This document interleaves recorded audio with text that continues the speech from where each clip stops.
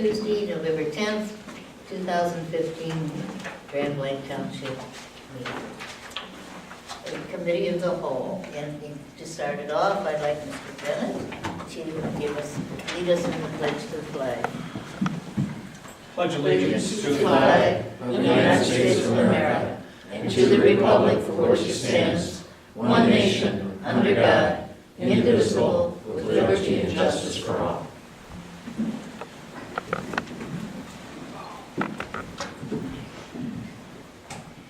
And now if you take a few moments of silence.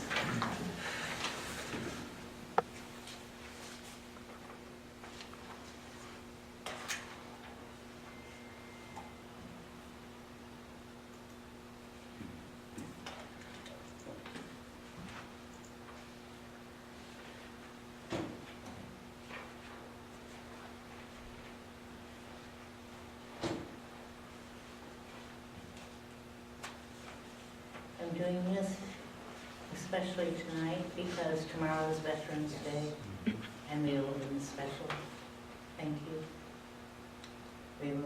I will be out at the cemetery tomorrow for the Veterans Day memorial service, so anybody that wishes to be there at 11 o'clock tomorrow. And now we'll go ahead with approval of the agenda. I'll make a motion to approve the agenda as presented. Thank you. Is there a second? Clark support. Clark supported it. All right. All those in favor? Aye. All those opposed? Agenda is approved. And now it's time for public comment. Ed?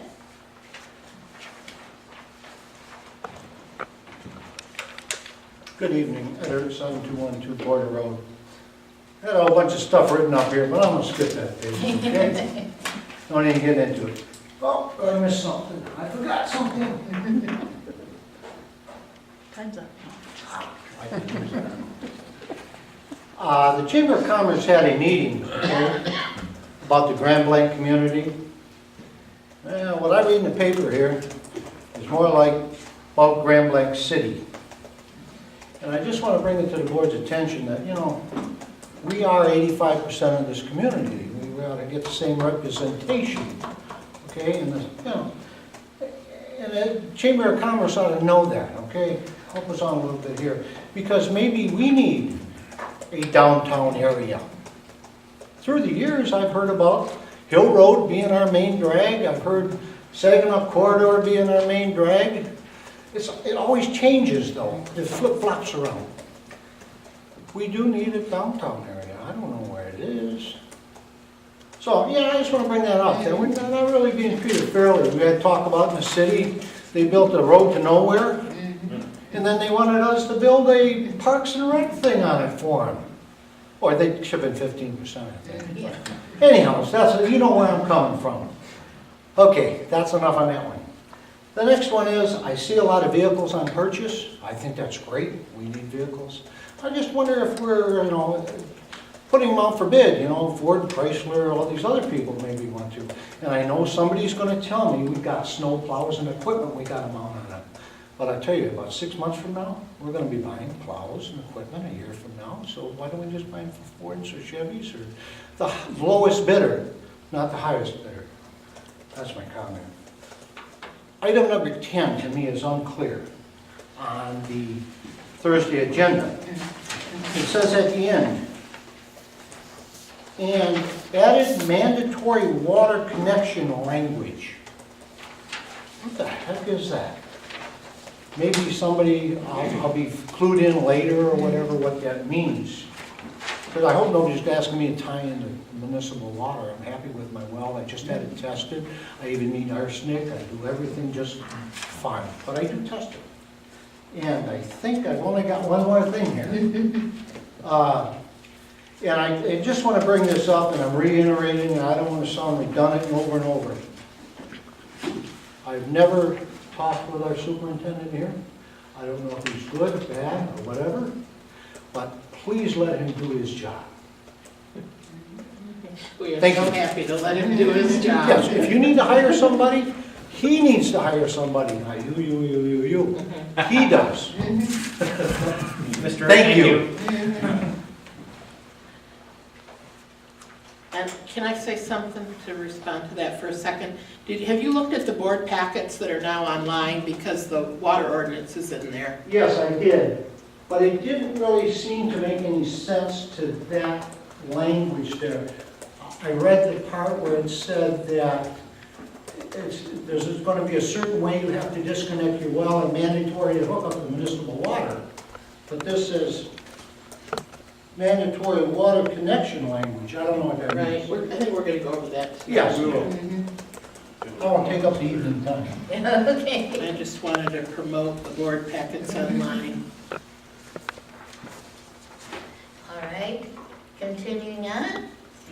We're very happy tonight to have Marty Carlson, who is with MERS, to just explain MERS to us.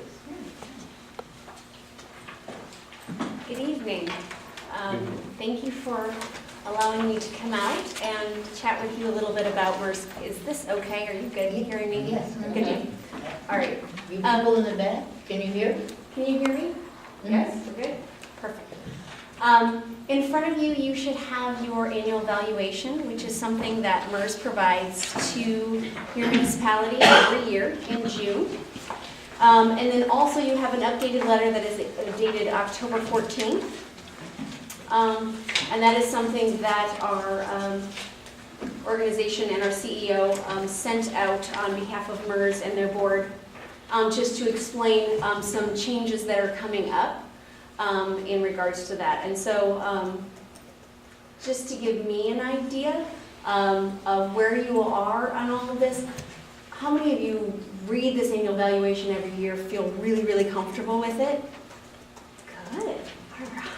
Excellent. Because I usually don't get a raise of hands, so that helps me know as how deep the questions are going to go and where we're going to go with that. But the idea was really to, I've been meeting with Kathy and Dennis and the rest to just kind of give an overview of where MERS is, where the conversations from a national, state, and then MERS-wide perspective are in conversations with unfunded liability and those kind of changes with GASB reporting, as well as changes in the MERS system. And so I wanted to kind of give you an overview of that. The annual valuation that you have in front of you is something that you receive every year in June. And what that does is it's a lot of numbers and a lot of words that give a snapshot of your plan. And so we look at your plan every year, December 31st at the end of the year, and we say, this is what's happening at Grand Blanc Township and this is the 2014 valuation. And so that's finished in 2014, you receive it in June of 2015, and this dictates your fiscal year beginning in 2016, okay? So it gives you time to budget and to plan and to make changes if things are necessary based on that. And since your calendar year as well as MERS, it makes it easier. Some of mine that don't start till October or something, it gets really kind of crazy. But so that's what this does. And what I wanted to quickly highlight is when you look at an annual valuation and you look at a defined benefit plan, it's fairly easy from an employee's perspective, right? It's a formula. As long as they have this salary and they work for this many years and they have this multiplier, we multiply it together and then they get this benefit promise for the rest of their life. So it's fairly easy to comprehend from that perspective, and it's meant to be easy to comprehend from an employee's perspective. From your perspective, from funding that promise, it's a little bit more complex because you're dealing with employees' work history, you're dealing with disability, you're dealing with life expectancies, you're dealing with the market returns, you're dealing with all these different pieces that have to be assumptions, because when you look at a defined benefit plan, the true cost of the plan will never be known until the last retiree stops drawing, right? That's when you'll actually know the true cost of the plan. And because of that, in order to meet the state law, the statute that requires you to pre-fund these promises, you have to use assumptions to say, how long do we think people are going to live? How long do we think they're going to work? Are they going to work past retirement, into retirement? How high are their salaries going to go? What's the market going to do for the next 20 years, which is hard to tell month to month, week to week, much less 20 years from now. So there's a lot of assumptions that go into these plans. And so as the fiduciary of the plan, which the MERS board is, it is their responsibility every 5 years to do what's called an experience study, which means we look at all the assumptions we've been using of the last 5 years and see if it matches the actual experience of the plan, what's really happening. And we look at that from a national level, what's happening from the national level and trending, what's happening in the state of Michigan, because Michigan's not the same as California, as Florida, as Colorado. And then we look at what's happening in the MERS system to see if we need to adjust those assumptions to make sure we're accurately reflecting what's actually happening in the plan. So the letter in front of you, dated October 14th, 2015, talks a little bit about the fact that we just finished our experience study. We do it every 5 years. This is something that happens every 5 years as part of the fiduciary responsibility. And this year, there were more changes made than in the past. And so that's highlighted. And so there's an overview section that talks about the main changes that were happening. There's a lot of little tweaks here and there, but you won't see a lot of changes in. But the high-level changes are the mortality rate tables. Don't know if some of you have noticed, but people tend to be living longer. And so with that, we look at that every 5 years, and this is the first time in several years that it's the numbers in the MERS system justify a change in the mortality table. So that is something that we have to change because you're retired, you're living longer, so you don't want to run out of money and still have this promise without money to fund that. So obviously the mortality tables needed to change. So that's going to be changing the assumptions, right? Because we're looking at the liabilities of your total plan, and we're saying because people are going to be living longer, that they may be getting that payment for a few more years longer. That means those liabilities are going to go up. Does that make sense? Yes. Good, thank you. Investment rate of return. MERS, in the MERS system, we have been using the 8% assumption. And over the last 30 years, our rolling return is a 917. So we've been hitting that 8% assumption over the long term. There are peaks and valleys as there are with anything. However, when we look forward into the future, there is a conversation in the investment world where is 2008 truly a black swan? Is 2008 indicative, and what we've seen of the volatility of the last few years, is that indicative of what future markets will look like versus the past markets? And so when they start using all of their technology and shocking, what they call shocking the system and looking at it and going, well, what if another 2008 happened? Or what if this kind of thing happened? What would happen to the markets as they are today? They felt that to be more conservative, they are going to change the investment return. So we're moving from an 8% return to a 7.75, okay? What that means is when we look at your total bill, so every year, and you can look at this, just to give you an example so it feels real to you. If you go in your big report and you go on page, let's go to page 6.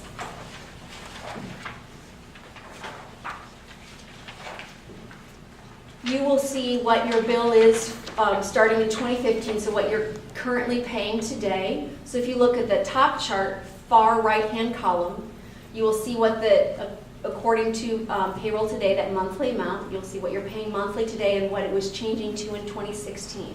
Remember, and maybe I didn't say that these assumptions are not changing till your 2015 valuation, which means these new assumptions will not be in place till your 2017 fiscal year.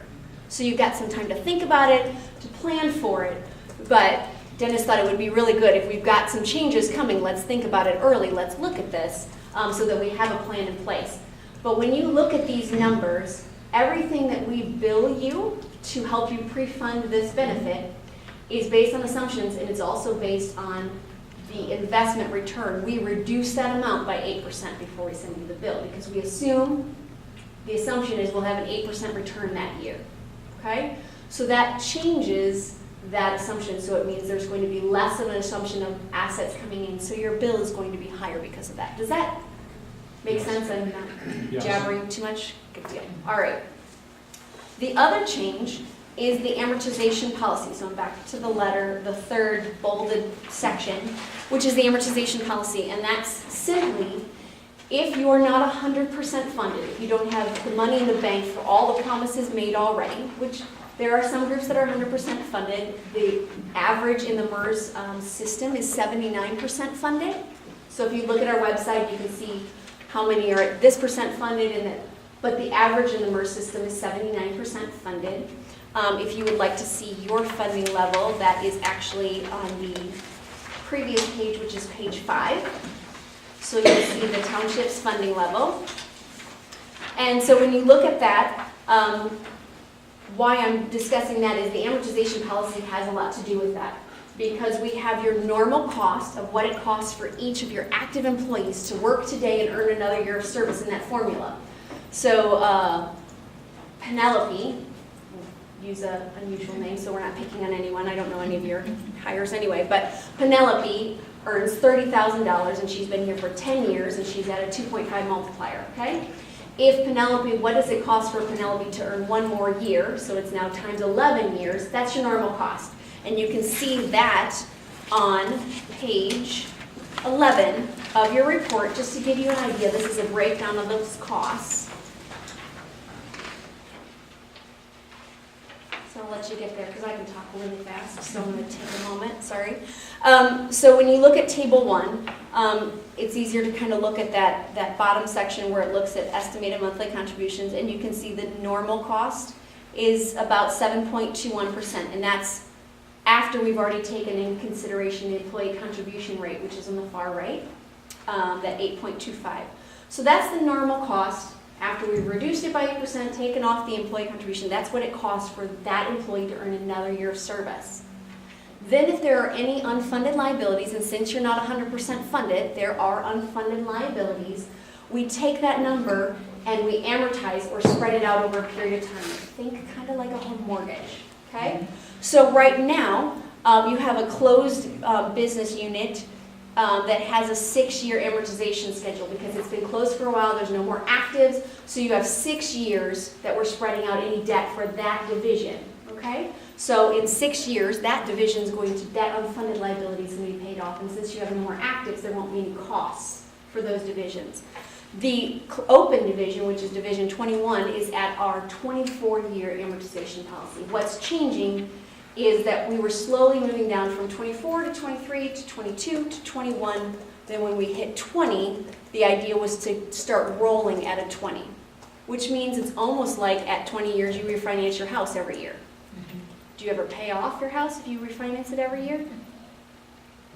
No, right? So when we're looking at GASB 68 and some of those national things that are coming down as far as responsibilities, when we're looking at the fiscal responsibility of funding these plans and not passing debt on to generation after generation, there has been a change in we are going to a fixed amortization policy, which means we will continue to go down. So when we hit 20, we'll go to 19, we'll go to 18, 17, and so on.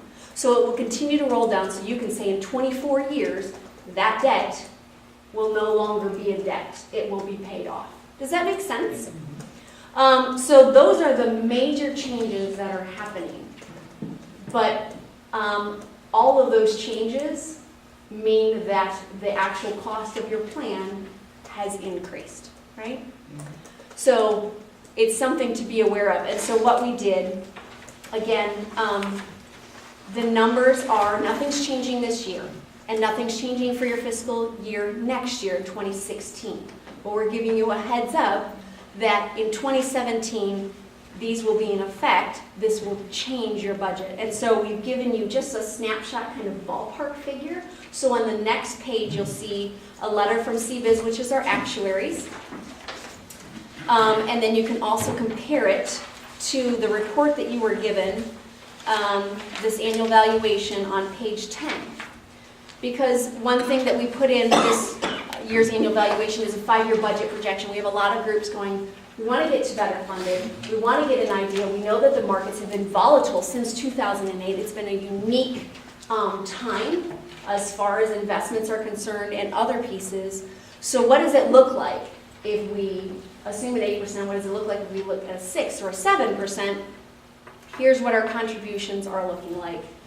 This report is saying 2014, we know that the annual contribution is going to be that 896 number.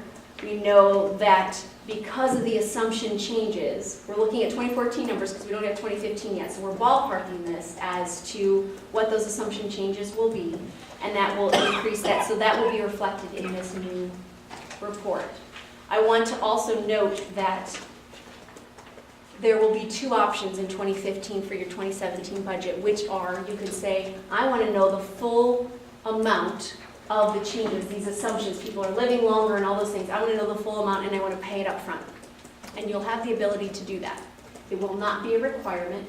Our board is cognizant of the fact that many municipalities, their money tree's not blooming, like overflowing with, but like we're in a tough fiscal time for most municipalities. And so when they look at that, they want to give, they know that they have to make these changes as the fiduciary. It is the fiscally responsible thing to do. However, they want to phase that impact in. So these numbers are using a 5-year impact phase in, meaning give you 5 years to feel that full effect. So it keeps that budget not from just going up as high, but you don't have to do that. You'll in the end, like paying the minimum amount, you'll pay more if you phase it in. However, it's available because again, there's requirements from Treasury to pay that ARC. And so we want to give that as a help if it's needed. So that's kind of the general overview of the experience study and some of those things that are changing. Questions, comments? Yes, sir. You mentioned that over the last 10 years, you've experienced about 8% return. So, nope, I would say we smooth at a 10-year. And actually, let's look at those because that's a great point so that you can see exactly what's happening. Page 7 of your annual valuation.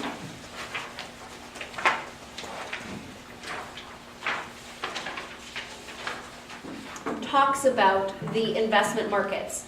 And I'm going to read it just so that you know where I'm at for a minute. So at this time, MERS maintains that 8% annual return assumption. This was for 2014. Obviously, that will change to 7.75 in 2015. In the belief that over the long term, it's achievable. For example, the 30-year return is a 9.17. The portfolio last year, in just 2014, returned a 6.49. In what, the last year? Last year. So the MERS portfolio return is 6.49 in 2014. Okay. The 2-year rolling was a 10.54, 3-year rolling was a 10.73, 4-year was an 8.48, 5-year was a 9.59. Then we get to the story of 2008. In 2008, the average portfolio lost between 40 and 50%. That was the average. The MERS portfolio in that year only lost 25%. It's the only time I'll get to say we only lost 25% because it was lower than the average, right? But it was still a loss. And in that year of 2008, remember, we assumed an 8% gain and billed you at that. We reduced your amount by 8%. So with that 25% loss and the assumption of an 8, that's a 33% loss in 1 year. Right. That's why there's smoothing works both in the positive markets and the negative markets. So when you're looking at that, you will experience that loss of 2008 essentially for the next 10 years, right? So a tenth of that. So you're going to experience that. So yes, when we get down to the second paragraph, the last sentence, the smooth actuarial rate of return for 2014 is a 5.9. We still have to bill you at the assumption rate of 8%. We still have to reduce it by 8%, even though we know 2008 right now is in the rearview mirror, right? So we have a lot of groups, and we have it highlighted the page before. MERS strongly recommends paying more than the minimum amount. Simplified by credit card, pay more than the minimum amount to continue to go above that because we have to stay with assumptions by rules and laws. However, we know that in recent years, you're still smoothing out some of those returns. The other piece on that is that we're moving from a 10-year smoothing to a 5-year smoothing. That's something from an actuarial, national actuarial suggested best practices. That is what's recognized. And so that will also be changing. This next year, that will change? That'll be in 2015. Mm-hmm. So there are some significant changes, both from outside forces and some internal forces. And so that's why that letter came out as a heads up for even 2017, so that you are aware of what's going on. Actually, it'll allow for a quicker reaction to the markets, right? I mean, Right. I Yes. like that, actually, Yes. that change. Yes. was actually changed to a 10-year because the markets were returning so high Okay. that people were having problems reporting Yeah. credits and not being able to keep that on their, so it changed in 2006, and then 2008 happened, and for many communities, that was actually saving grace because it allowed them to smooth out that huge impact over a longer period of time. However, to your race, yes, it will help you Yeah. respond quicker. Correct.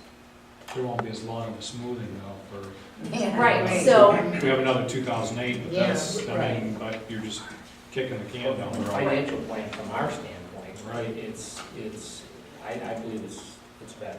I think so too. and from that perspective, going to a fixed amortization policy is also, because now you have an endpoint where this liability will end and will not be passed on from generation to generation. That's a good point too. I thought that was the goal way back in the mid-2000s that they wanted to, They were rolling from the 30-year rolling right. down to the 20, but they thought at that time that that would be enough. And with GASB 68, you will actually, if a group keeps rolling, you will actually trigger that blended rate at some point. And so that is one of the impacts. I have a question here. So if the township, let's say they had a big bucket of money, Yes, and they were to send a check to MERS for $7.7 million, the unfunded liability is 7.7, correct? based on the 2014 valuation. Right. Yes. I mean, just. Yes, Okay. yes. So if the township were to pay that off, how does that affect the future contribution? I mean, obviously it has to. Absolutely. Because when you go back to table 1, you would only be paying that normal cost now because there would be no debt to fund over a certain period of time. So yes, that would absolutely impact that. Okay, so, and this is a question you probably can't answer, right? Okay. I mean, maybe you can, I don't know. So if the township were to be able to pay that off, or somehow over maybe a couple-year period, Sure. and the bargaining units still maintain paying a fixed 8%, that 8% that they pay is less than what the township gets credit for, correct? Because it's multiplied at 0.75? Right, that the percentage. 0.79 conversion factor. So if you multiplied that out and our normal cost was 6%, let's say, I don't know. So your normal cost probably wouldn't change because you're not changing any of your demographics. It would just be, so if you look on table 1, your normal cost of the 721, sorry, page 11, Okay, that normal cost wouldn't change because you're still giving the same provisions, you're still giving that same, and it may actually go up slightly because people are living longer, right? That's Okay. that normal cost. But the 13.04, that debt, that column would no longer be there. That would be 0. So when we add the 7 and 13 together to get the 20, it wouldn't be that. It would be closer to that 7 because you would be fully funded. okay, and so if the bargaining units maintain that 8%, and we multiplied that times 0.8, you said 0.779? 0.79 is 0.79. better. So that would be close to 6% off that, pretty close. So the township then would only have to make up 1.2%, correct? No, your normal costs are the 721 plus the 825. Okay, plus, Yes. okay. Yes, your Got it, employer got it. costs are reduced by that amount first. Okay, Yes, and so there will be changes based on liabilities and also the investments won't return the 8, it'll be reduced by the 775. So that's why I can't say 721, but it'll, right, okay. yes, in the okay, general ballpark. Okay, Does that make sense? yeah, it does. Okay, great. And you would obviously advocate to pay, if we could put a bigger chunk on this, to put a bigger chunk. I do, and there's a few reasons why, right? Because this is a debt that you are required to pay off anyway. I have many communities that will say, well, if we can do a lump sum, or we have a plan, I have a group that's doing a lump sum every year over time, they put it in as an extra budget line item and those types of things. Why? Because they're looking at their general fund and they're saying we're earning maybe 1%, maybe 2%. We have this lump sum of money and we can earn even a 4 or a 5. Where's our money working harder for debt we already have? It's over here. So it's going to reduce our costs in the long run. So yes, from a ROI perspective, Yeah. Okay, and looking at this, because if we look at the assumptions, 14, 15, and use the 8%, Mhm. we're gonna put in 950, 1 million, 1 million, 1 million. And so in a span of 4 years, we'd put in roughly $4 million, where I'm on page 10, Mhm. correct? Okay. Yep. So we would put in roughly $4 million. Mhm. But if we funded a bigger percentage up front, because otherwise we're gonna be paying that 1 million for the next 20 years. Yes. So would it reduce that going forward? The answer is yes. Okay. Yep, because if you put a lump sum, you're looking at, so, let me show you numbers, because sometimes it's easy to see the math. If you look at page 16 of your report, which is table 6, I know we're hopscotching and jumping all over the place, but sometimes it's easier. You look at your total accrued liability, which is that 19 million, and you have your value of assets of 11.4. We get the unfunded liability by this minus this equals this, right? If you have more in assets, right, then that's going to affect that funding level, which is going to reduce the amount of debt that you have to pay over time, which means that bill that we spread out over 20 years or 19 or 18, which is going to continue to escalate, will slow down escalation because there's more assets behind that. Right. And so I'm probably beating a dead horse right here, but right now, we're looking at, if things stay roughly the same, 24, 25 million in contributions over the next 24 years, because we have 24 years versus, Yes. versus if we were to And I throw can't in, promise that exact number, but yes, in Yeah. general, theoretical terms, yes, correct. and so if we threw in the 7 point whatever, that would, Absolutely.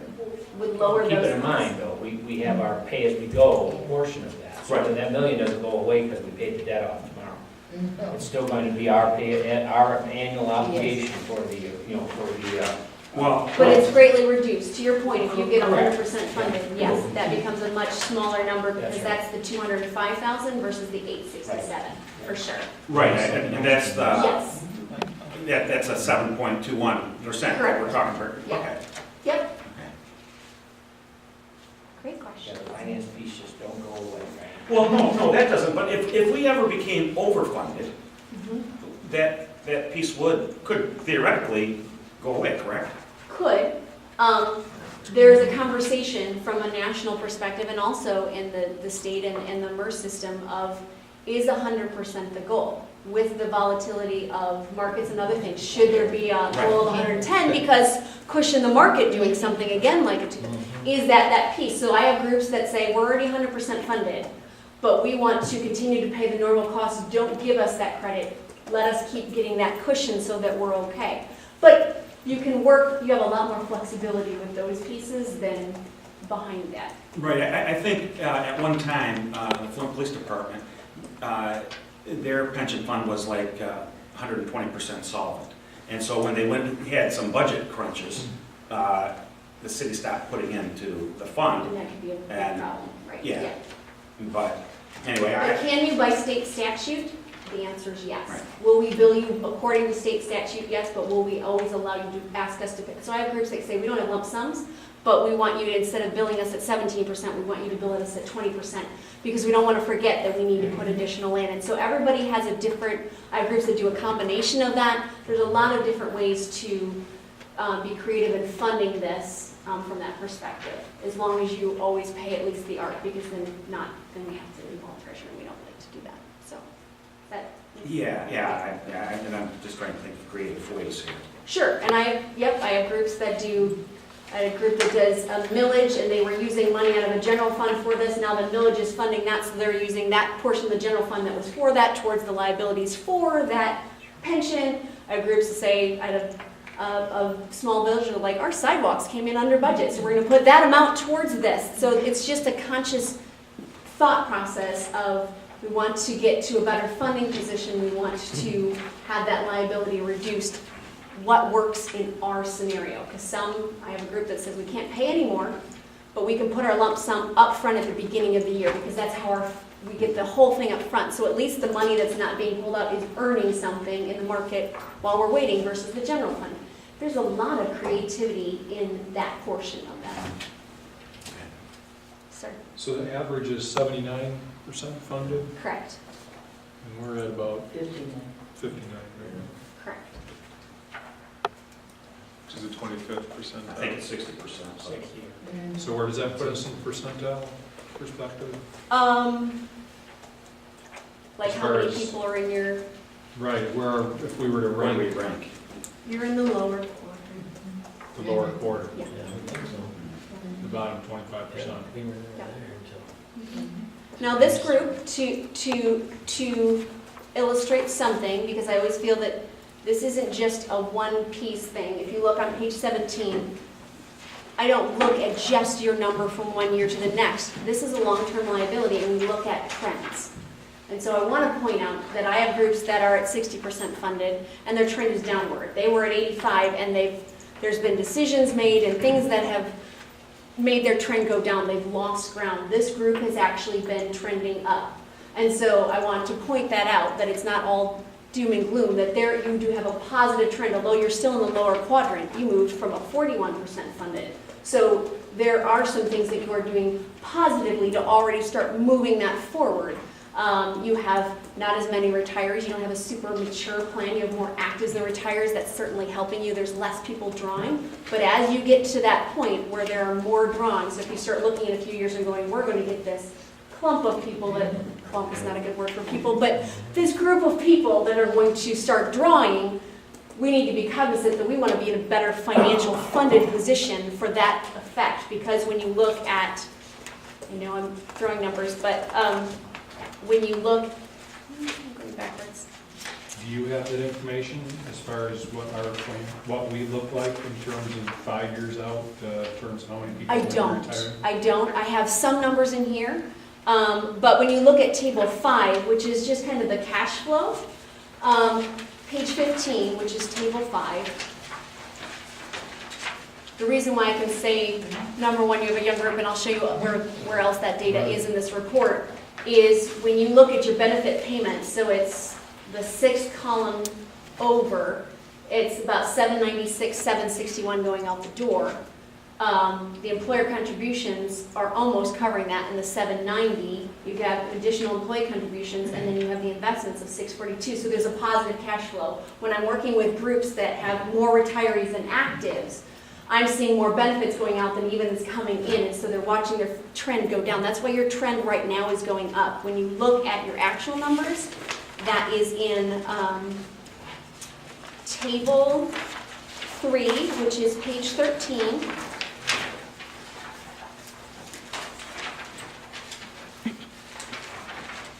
And this will show you each of the divisions and who is active and who's retired, and then the total at the bottom. So you can see total municipalities, there's 44 actives, 1 vested former, and 22 retirees and beneficiaries. So I can see you have more actives than retirees. That's why your flow statement makes a lot of sense to me. And then you can also see the average age. So you can see that the average age of your retirees is only 61. So you've got a fairly young retiree force, meaning they're going to draw for a while. That's what that average tells me. But you have your average age of your active employees is 41, but you have the ability for many of them to retire at age 50. So it looks like you're going to have some that are coming, and I don't know that for sure. I'm looking at just strict numbers, and you probably know that better. But Yeah, we have about 6 to 7 years before the next person Yeah. can draw. so you have time Right. to start making some changes, so when that happens, you have the luxury of having that time. I work with groups that are like, wish we would have known that, like we wish we would have figured that out, or we could have done something about that before. So you're in a good place to make some decisions so that you set the stage correctly. Sir? I just want to make sure too, looking at the, and this kind of goes off his question, this is also all the municipalities participating in MERS that This create that standard, or that, not standard, that's the wrong word, that level, right, the funding? 70, yes, it's just the MERS. So that's bigger, huge cities, that's tiny little townships that have no police department and 2 people in the need. So to say we're a city doesn't necessarily mean, wow, we're really miserably failing. For a community of our size, we're not like to be higher, but I think we're doing a pretty good job of funding that based on the debt and liabilities we have out there. So. Clark is, Yes, I'm sorry. You know, it's the important thing, so that the public doesn't run away thinking that Yeah. we're unhealthy with our underfunded liability, right? Couple of things, Kathy, we're getting ready to amend the budget for 200,000 additional paid. We're gonna do that tonight, right, into retiree benefits? That's actually going into healthcare, though, retiree healthcare. Okay, retiree, For Thursday night. Yeah, for Thursday night, not tonight, I'm sorry. But the important thing to remember is our MERS system, or I mean, our defined benefit system isn't real old. I mean, I was on the board Yeah. before when our employees went Yeah. from defined contribution to defined benefit, and I'm talking about the police department. And you see here the trend from 41%, so it's kind of like comparing yourself to your neighbor that's 60 years old and you're 30 years old, and you say, look at here, my God, these people have almost got their house paid for, and I'm just, you know, that's the thing, you can't compare, all things have to be compared as we're being presented here this evening. So we're at 60 on an upward trend, right? Our task here then is going to be to make sure when we have additional revenue, as you see in the budget here tonight, the revenues are greater than what we had projected for 15, that we do things like Dr. Reardon was suggesting, and that is get that money paid on our unfunded liability. It's like borrowing or loaning money to ourselves, right?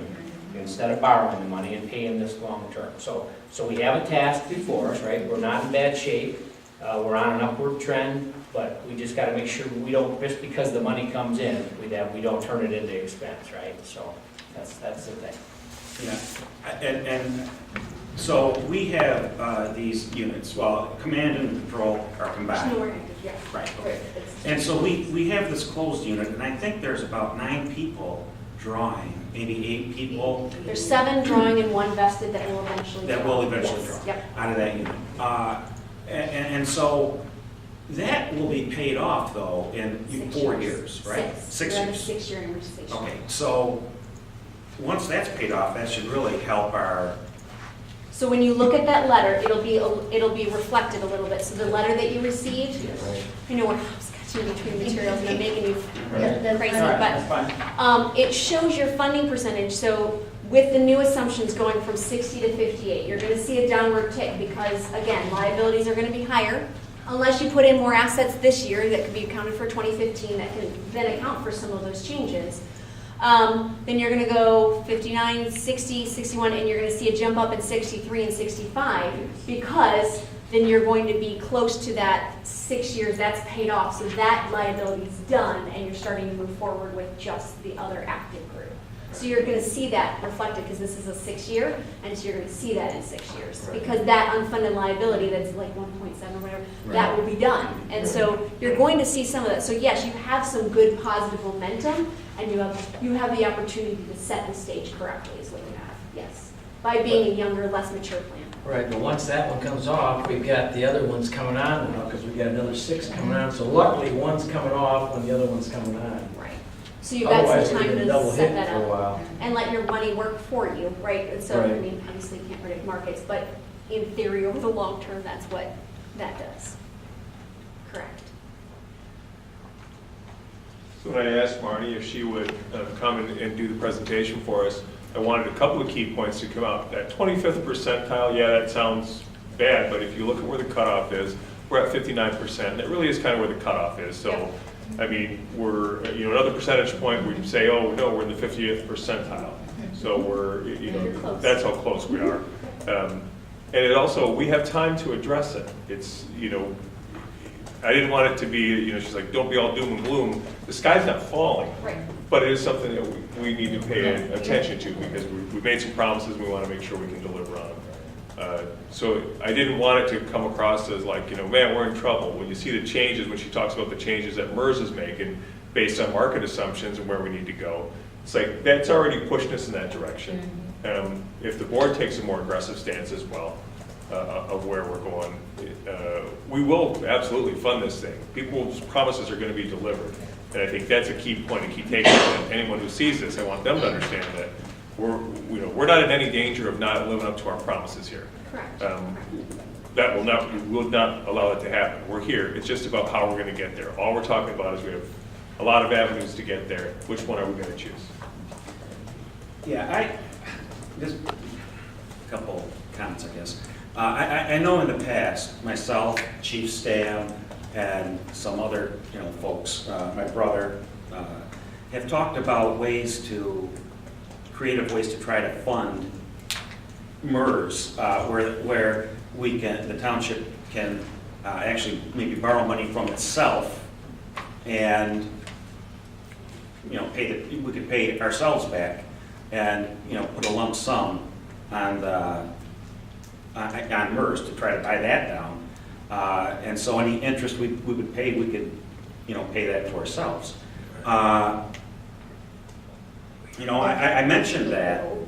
I mentioned that because I have, you know, spoken with some of the, you know, patrol sergeants, and they have indicated to me that they would be more than happy to, you know, stay at that 8%. Even if we pre-funded, they would stay at that 8%, and they would, you know, for an extended period of time, you know, 20 years, without asking for any retirement increases or anything, because they would realize it would be a benefit.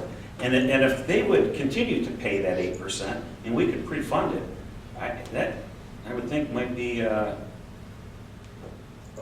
interesting thing. I don't know if this is the place to talk about it, but I'm figuring since Marnie's here. Well, it is, because we're gonna have to have those conversations, right? You should explore every option. Is it available? Sure.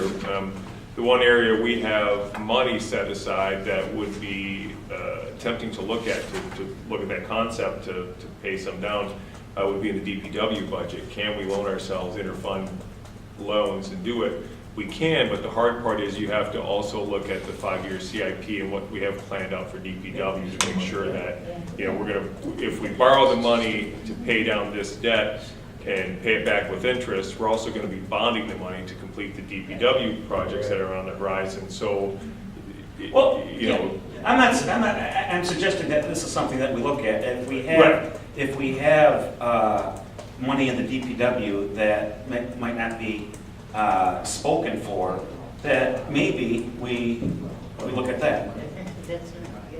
I just want to point out that, you know, I've been here only since 2008. We went through the last very, very trying times. The township has always put at least $200,000 against this debt, okay, on top of our normal bill, okay? And that was because that's what was driving this, okay? And we had that conscious effort as well as keeping our 12 to 15%, okay? And at that point in time, DPW had no money. I said no money, okay? Until we finally got our model in place, they had no money to loan anybody. We were worried about them paying for everything, okay? And like Dennis said, we've got the Dordt Highway extension that could be anywhere from $3 million to $6 million, just that one section, okay? There's section 14 that could be another $2 or $3 million. So there's too much on the horizon, that, in my opinion, to borrow from DPW. And we've done everything we possibly can. The board has always addressed this to make sure, because we're worried about it just like everybody else, and we've put money aside through the toughest times. And even this year, it's going to be close to get to that $200,000. So it's a good idea, but I don't think, there's no money available. Okay, I'd like to pay it down too, but at this point in time, we're right on the edge. And I get, you know, we might be on the edge. I'm just looking at this and thinking that if in 7 years, we're going to put $7 million in this, for sure. It'll be more than 7. And if we could, you know, borrow money from one part, Right. we would pay that back to the DPW with interest, so they would be getting their money plus interest. Right. And in 7 years, we would be done, you know, with the major portion of funding MERS. And Well, no, because the problem is you got another, the 7's going away, you're correct, okay? And they're not gonna have the money because they got all these other things out there. But then you got the other people that return in 7 years, so you're taking away one debt, and luckily it's going away, and now you got a new section coming in, so it's gonna go back up.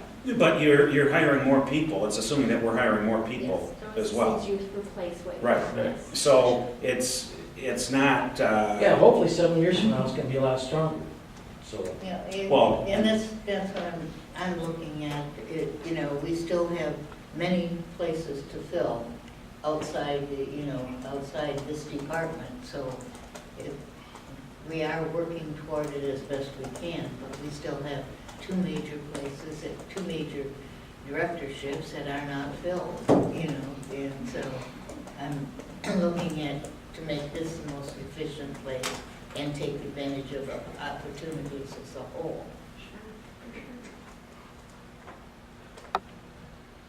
So, you know, realistically, if you think, Dr. Raridan brings up some good points. I think it's about, if we have the money, it's about the cost of money. So we have to kind of put that study out there and say, which one makes more sense? And so that we can make informed decisions. It's just got to be fact-based. So we run a model one way and say, what if we did this? We run it the other way and say, what if we did this? And then the board can make an informed decision. It's somewhat of a philosophical decision by the board, but at the same time, it's philosophical based upon real facts, you know, so based on science. Is that something that you might be able to facilitate? Yeah, with some help. I mean, we can do it. We can certainly put those models together and be able to make that presentation so that you're at least making informed decisions. Yeah, and I'm not saying next month or even in January. I would just like to see where, you know, where this would take us. Sure. I appreciate the presentation and the information. I do too. And knowing where we're at. Nothing This else. is the best presentation we've had, so thank you. Thank you. Is there any other questions? If there are, certainly, you know, let Dennis or Kathy know, and it certainly help anyway. We're able to run calculations of lump sums and things like that. I do want to caution that it's not always going to be that set 7 million, because again, you're dealing with life expectancies, so it's going to be a fluctuating number. I want to always caution that, because people go, get to 100, it never goes away. I'm like, yeah, until you get someone who lives past their life expectancy, and then that's not true. So I need to caution that in all of these conversations, that it's a fluid number. However, there are good predictors for that. So, What are you figuring life expectancy these days for this? yeah, everybody wants a number. I can't give you an age because life expectancy tables are based on the person born today, how long they will live, and then it changes based on if you're a 40-year-old or a 30-year-old, because it changes. So we're using the 2014 life expectancy tables. If you want to look at our tables and dive into that, because it's actually a hybrid, because they wanted to match the MERS experience exactly versus just picking just a template. And so if you go to our website, www.mersofmich.com, and you click on MERS and the unfunded liability and the experience study, we have the entire over 100-page document there. We also have the white papers that go with that.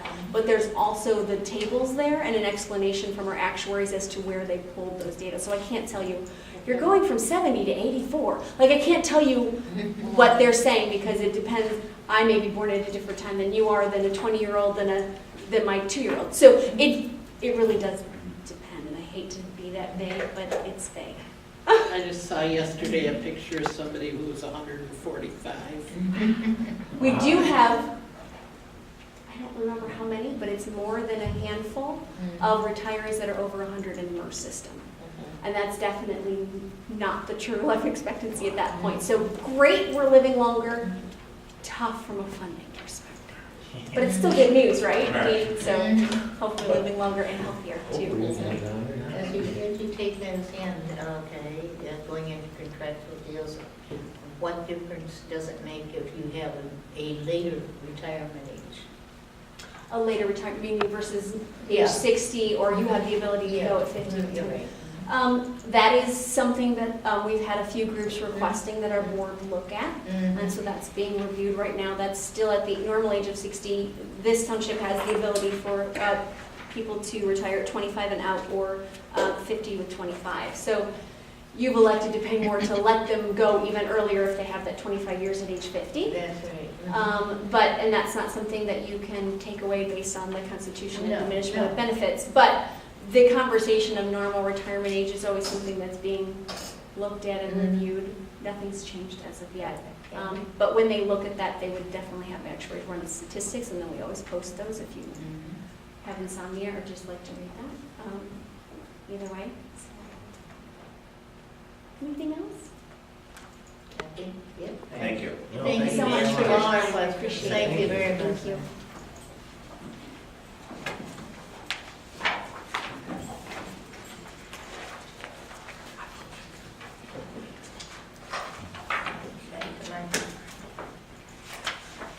Thank you.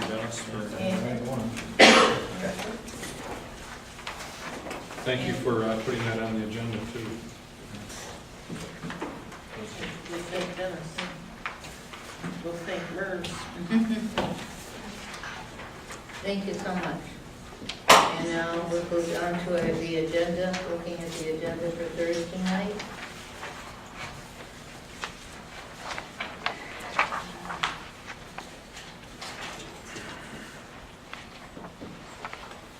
Thursday night, we've got, the Thursday night, we're going to recognize Kathy for receiving her award for financial reporting achievement. Okay. Excellence in finance, finance reporting achievement from the Government Finance Officers Association. So we'll formally do that Thursday night. The board will consider, the board will consider a motion to approve the purchase of two 2016 Chevy Silverados from Berger Chevrolet in Grand Rapids for $30,627 each from and authorize the township superintendent to execute all related documents. Let's talk about that, Jeff. Sure. Good evening. Before you tonight, you have actually 4 vehicles that are 2016 budget items. Obviously, we're still in 2015.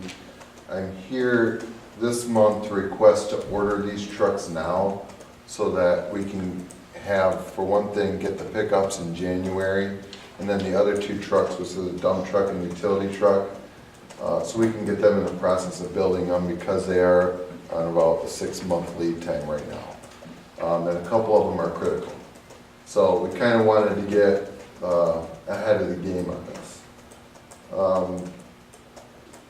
I'll just kind of go through them, if we can go item by item if you'd like, but starting with the first 2 trucks, the 2016 Silverados from Berger Chevrolet. They're double cab, 4-wheel drive trucks.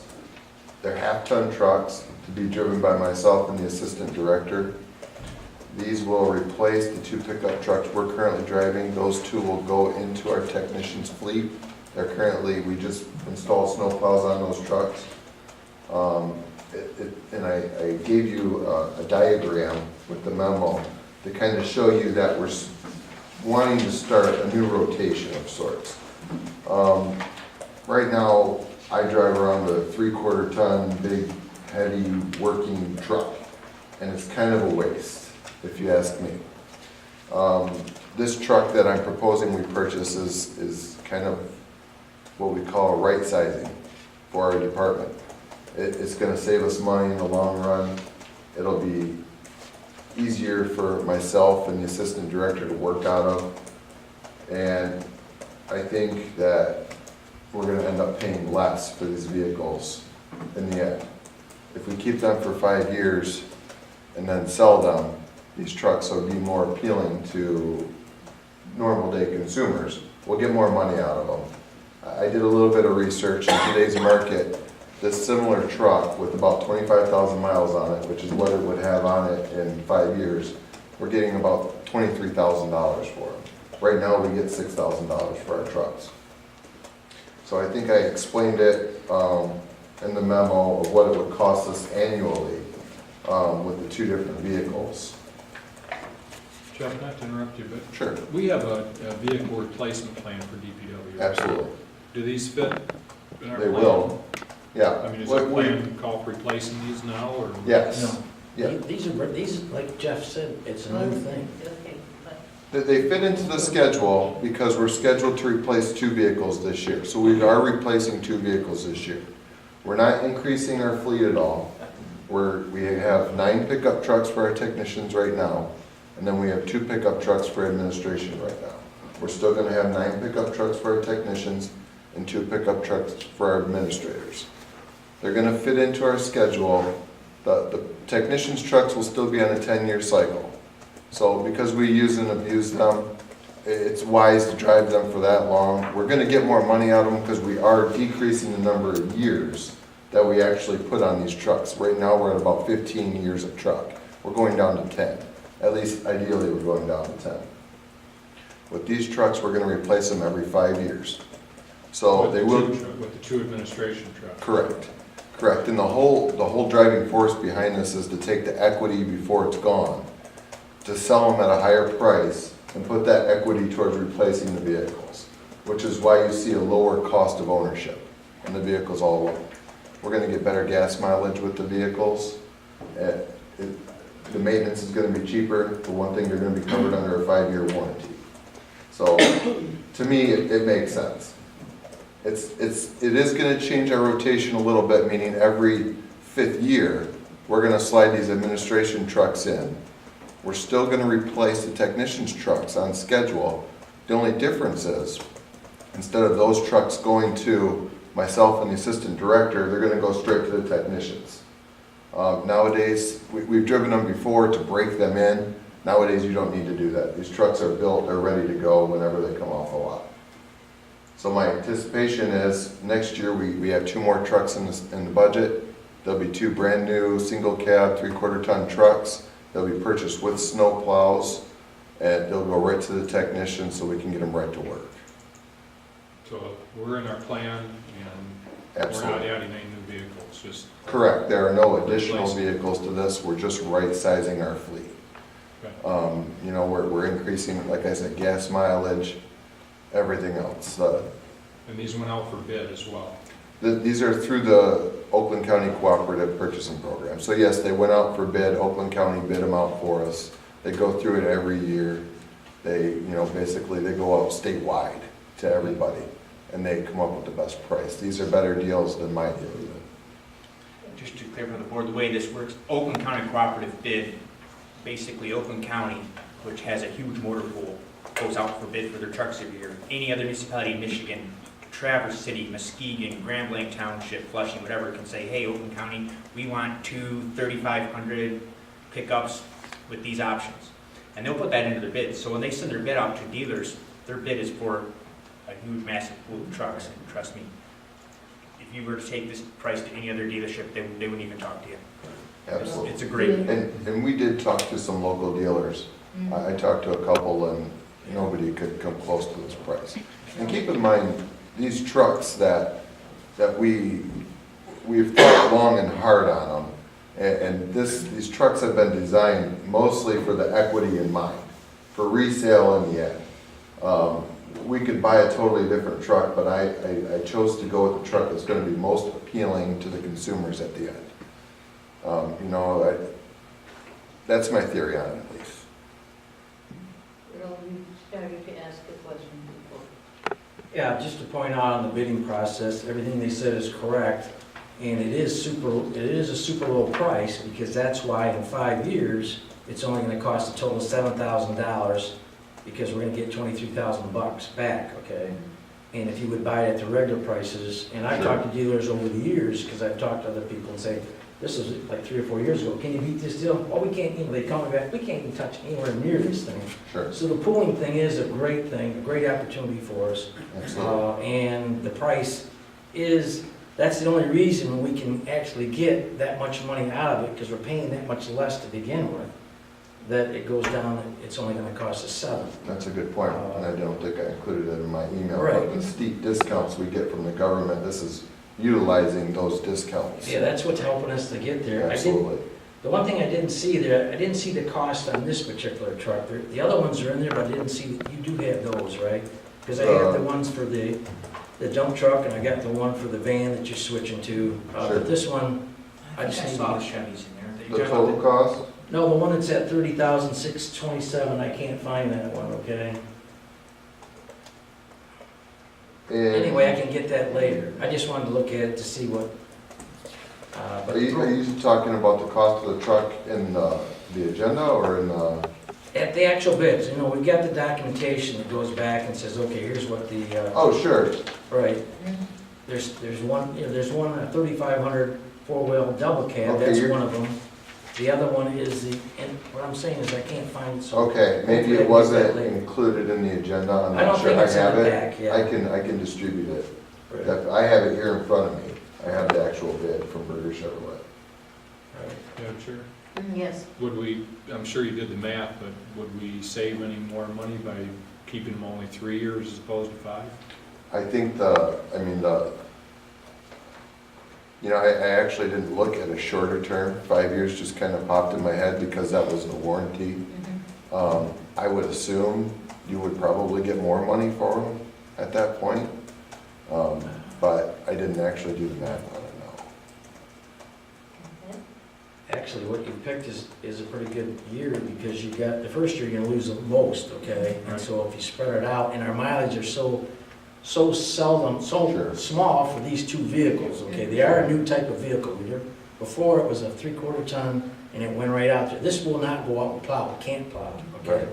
I mean, because we don't want to abuse a half-ton out there plowing. So Right. it's a specific purpose, and we're betting on the resale on it to bring this back. And of course, at worst case, if it doesn't happen, we can always drive it longer if we have to, if it doesn't work out. So we've always got an option B. And it's worth noting, the resale on pickup trucks right now is just going up. I mean, the price of pickup trucks, I don't know if anybody's looked at them recently, but used trucks, it's astronomical right now. Especially 4x4s. Absolutely.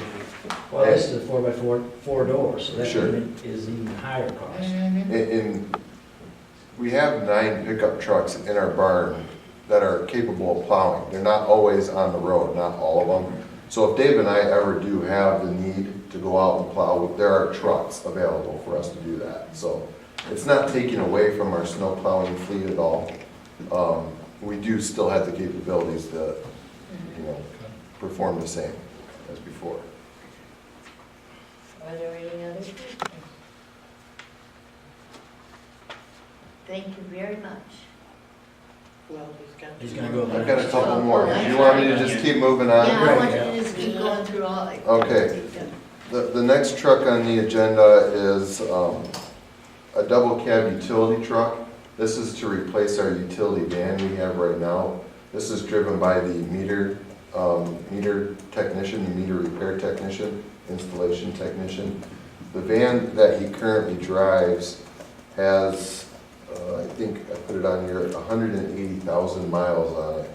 It was purchased in 2004, and it was just kind of from what I gather, a purchase when they just kind of said, let's buy a van and see how it works out. We've since found out it's not the right application for us. It's extremely difficult to work out of. It's just a cargo van, so you have to crawl inside of it to get tools and materials. It's loud.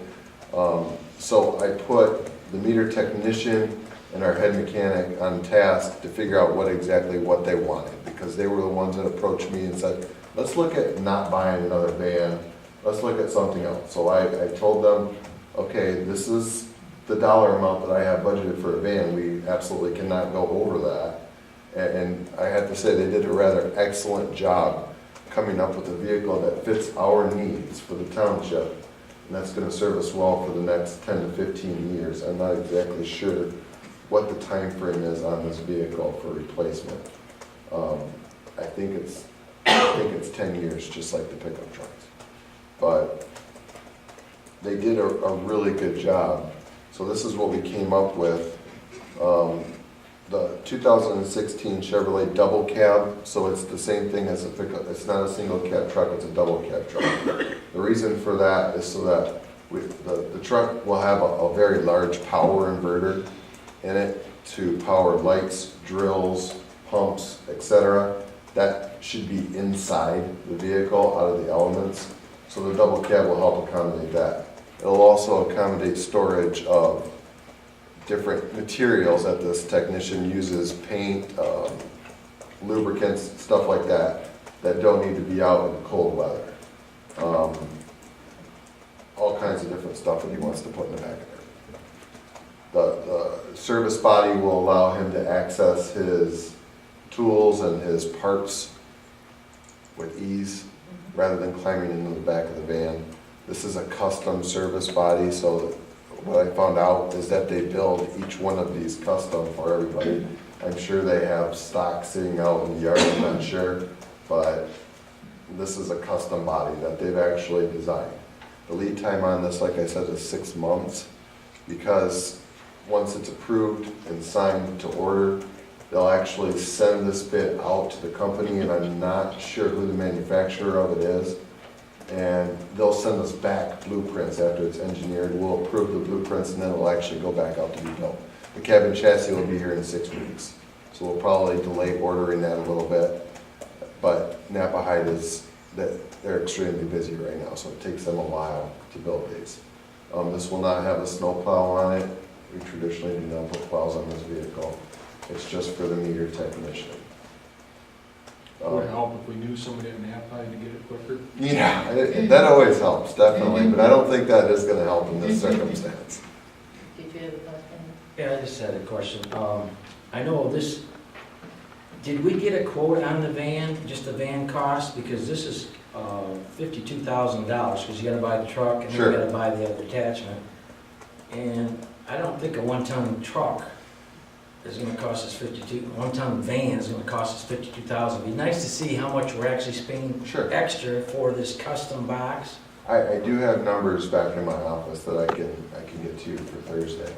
Okay, great. It was, after we purchased the van and all of the equipment that's inside the van, it did come close. It was $50,000. But we got equipment in the existing van. Isn't any of that equipment transferred to the new van? Probably not, because of the age, and it's deteriorated pretty bad. I would That invite answer is you, gonna be no, because starting with 2016, Chevrolet is coming out with a new van called the City Express. The old Savannah van style is going away, so even the new vans are gonna be a completely new body style with completely new interior dimensions. So and you're still, I mean, you could compare the price of a van to the price of a truck, don't get me wrong, but you're still gonna have to upfit or provide equipment for the interior. Right, it's just that I don't think we spent $52,000 last time we did that. well, this is based on the numbers of the last vehicle we purchased. It would just be curious to see, because, you know, the regular van, even the new van might be even more accessible, okay? Because maybe they want it more accessible. But if I could just see that, that'd be great. I don't need to see it today, but. Sure, I'll get it for you. Absolutely. And the equipment that we have in the van, we are transferring the inverter over because it's a very expensive inverter. The rest of the shelving and the toolboxes, it's all beat up pretty good from stuff rolling around inside of there. And, it's not usable anymore. It's past its useful life, definitely. And this one's gonna be a four-wheel drive compared to a two-wheel Correct, drive, right? yes. So we got an added expense there too. Plus it's a four-door instead of a two-door. Correct.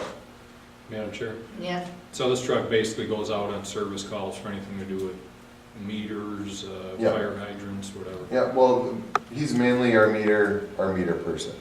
He also does some inspections. He'll do some inspections on new homes and final inspections. He's our cross-connection technician, so he goes out on that stuff, and he does all of our water sampling.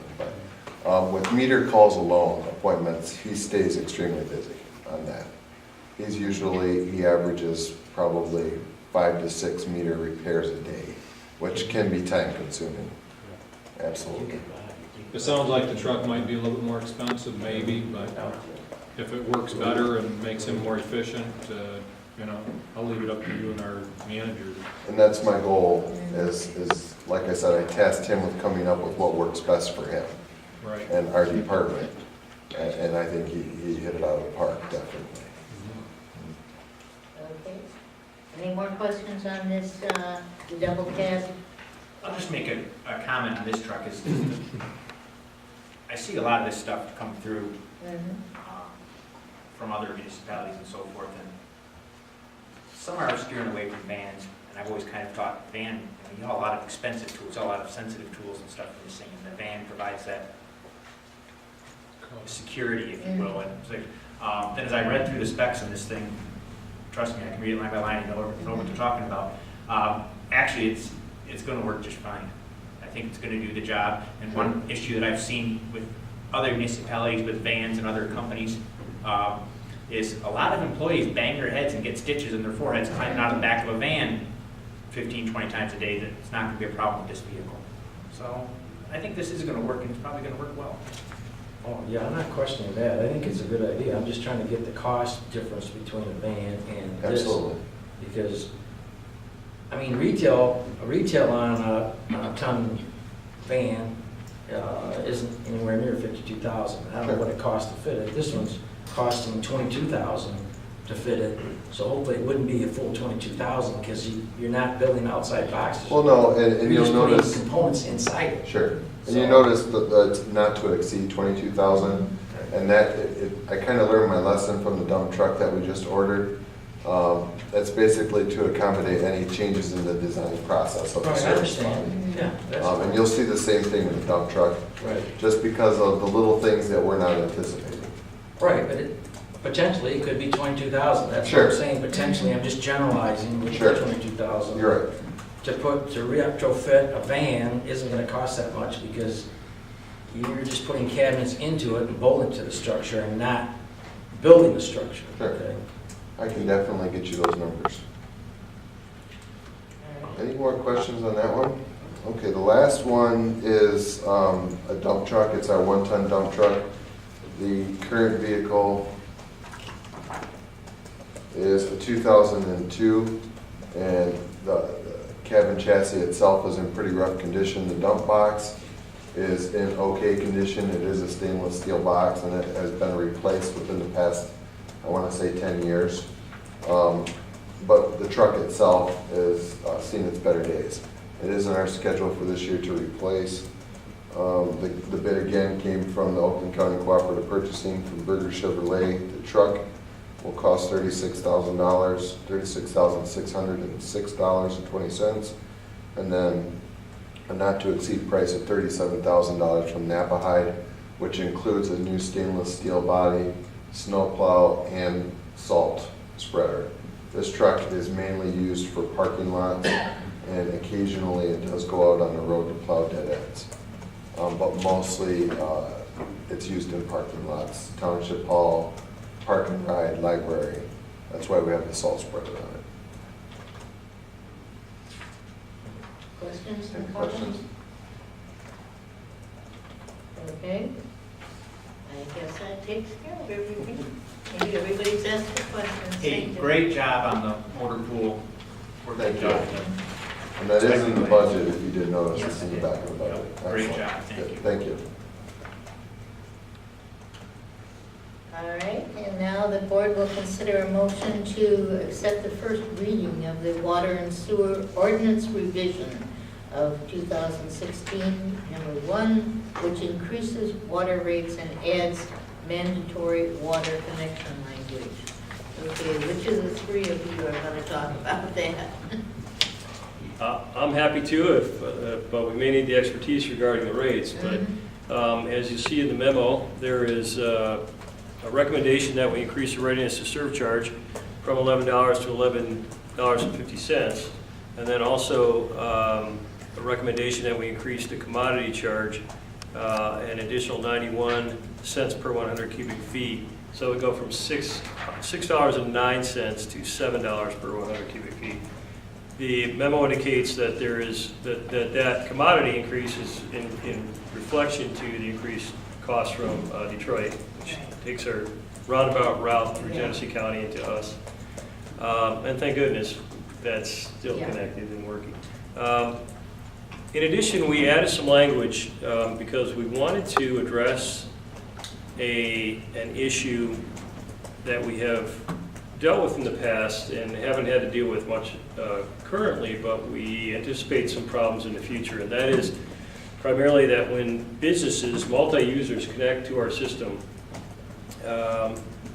and then find it economically advantageous to try to generate another source, primarily a well, whether it's an existing well or a new well, we lose those customers. And we want to write some language in our ordinance that says that once you connect to our system, you cannot disconnect and use another source for water. The county has that. Well, and again, in the memo, there's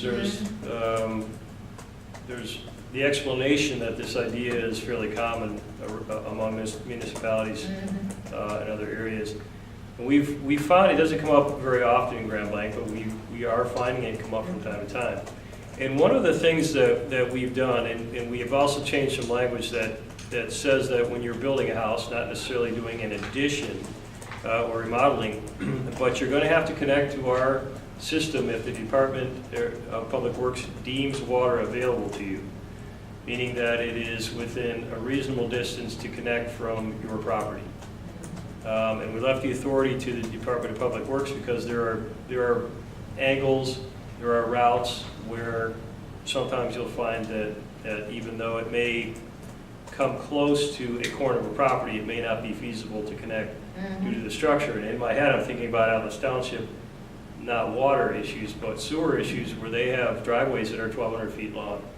And that would be a prohibitive expense to try to make someone connect a structure that's 1,200 feet from the source. But again, we're going to leave that discretion to the Department of Public Works.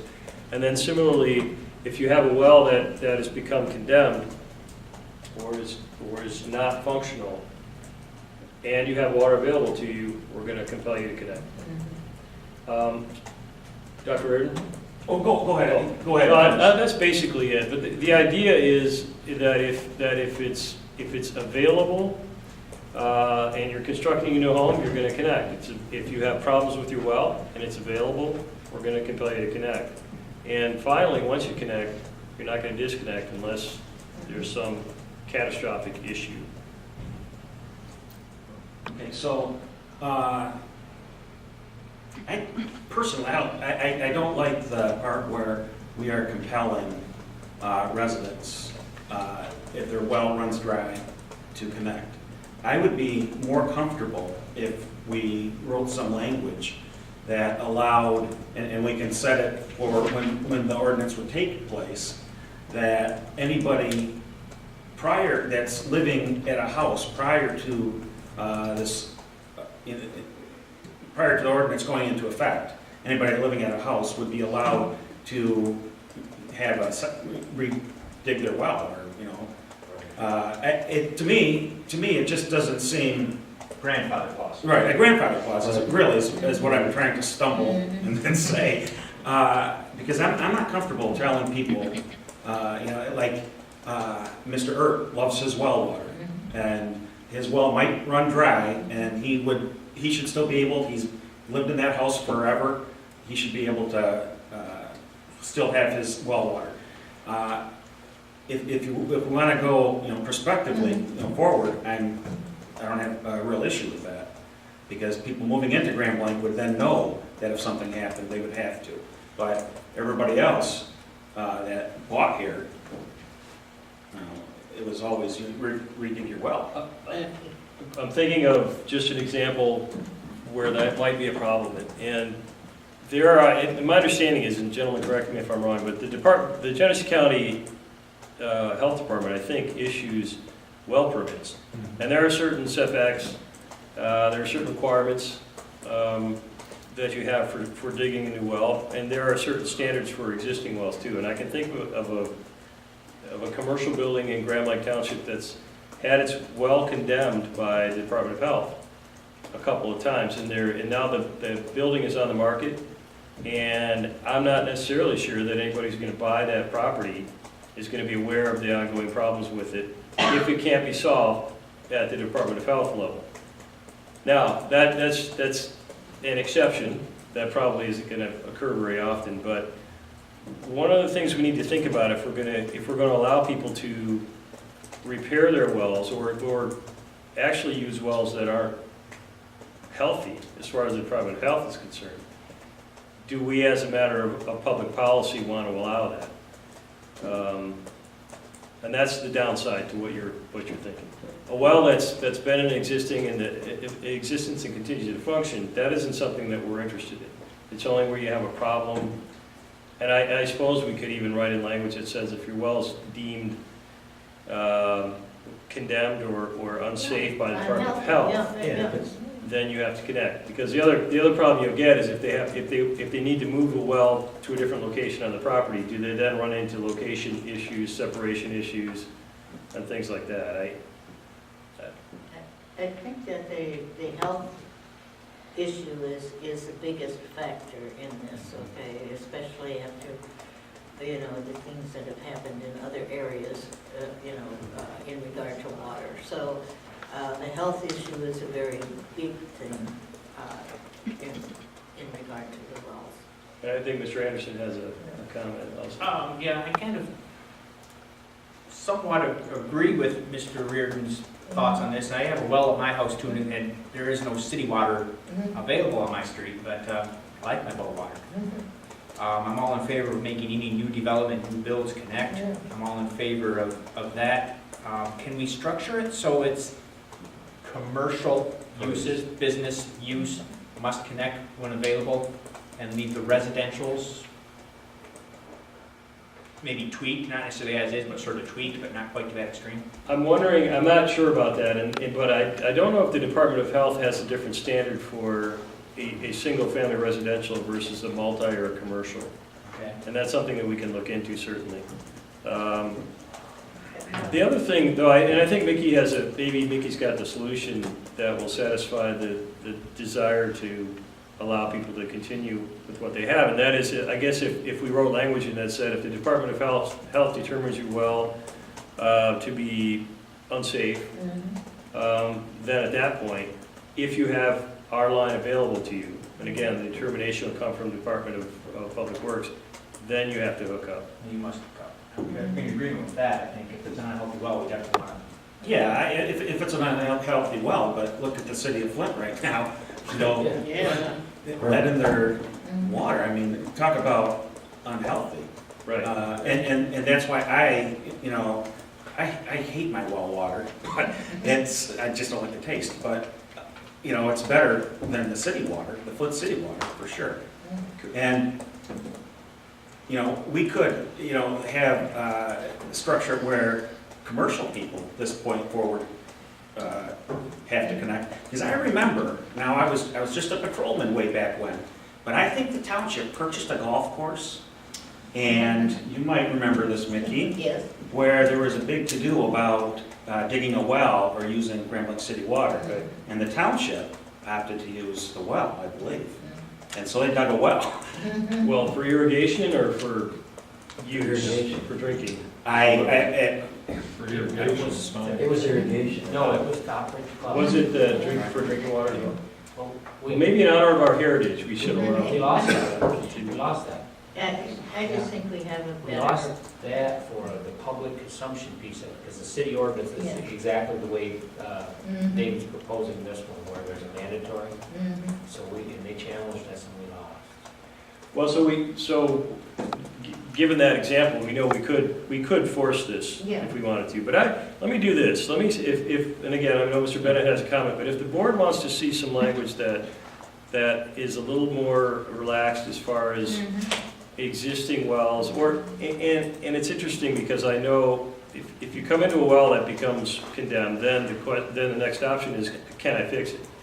Can I fix it by going deeper? Can I fix it by some charge of chemicals? Can I put a new pump in it? When you get into when we could run into a problem though is when people want to relocate their well. And I guess, We could limit that. well, I think we probably could. It would take some language that would craft a So the way, I'm sorry, the way this works, if your pump goes out, you'd have to hook up. I mean, if we left it the way it was and your pump just burned up, you couldn't just replace the pump. We talked about prohibiting drilling a new You well. threw that up there, that's why I'm asking. Well, the language we have in there says that you're prohibited from drilling a new well. If you experience well failure, So as long as You you don't are drill a new prohibited. well, you're okay, you can put a new pump. so you can in. put a new pump in it, you can put some sort of chemical charge in it. or Yeah, something. I hope so. Okay. Yes. I would like to see people in charge of their own property and wells. I mean, that's just how I feel. And, I mean, I know when my mom's well went out, she could have easily hooked up, but she liked her well water. So they had to put it in a different spot. And it was about the same price. I mean, they're not cheap to drill.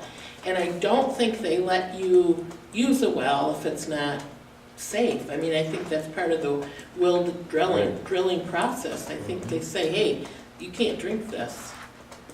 And then you have the choice of drilling another one. I'm all for having new people who come in new builds, I think that's fine, and new businesses and stuff, but even people who have a well on their property, like Jude or Earl or Mr. Erd or Larry, if you sell your house, the new people shouldn't have to hook up to the water, because how are we even gonna know who sold their house? That's only if they drill a new well. If they needed a new well, Right, but that well, could then happen, that 10 years down the For road. sure time, so. Well, it sounds like, okay, that we all agree with the first part of this, increasing the water rates, because what we have to do with, in regard to Detroit's water. But I would ask that we discuss this, we've got a lot more to investigate in regard to the mandatory water connection language. Well, and again, subject to Mr. Bennett's comment, why don't we all agree that the new builds and projects would need to connect if there's water available.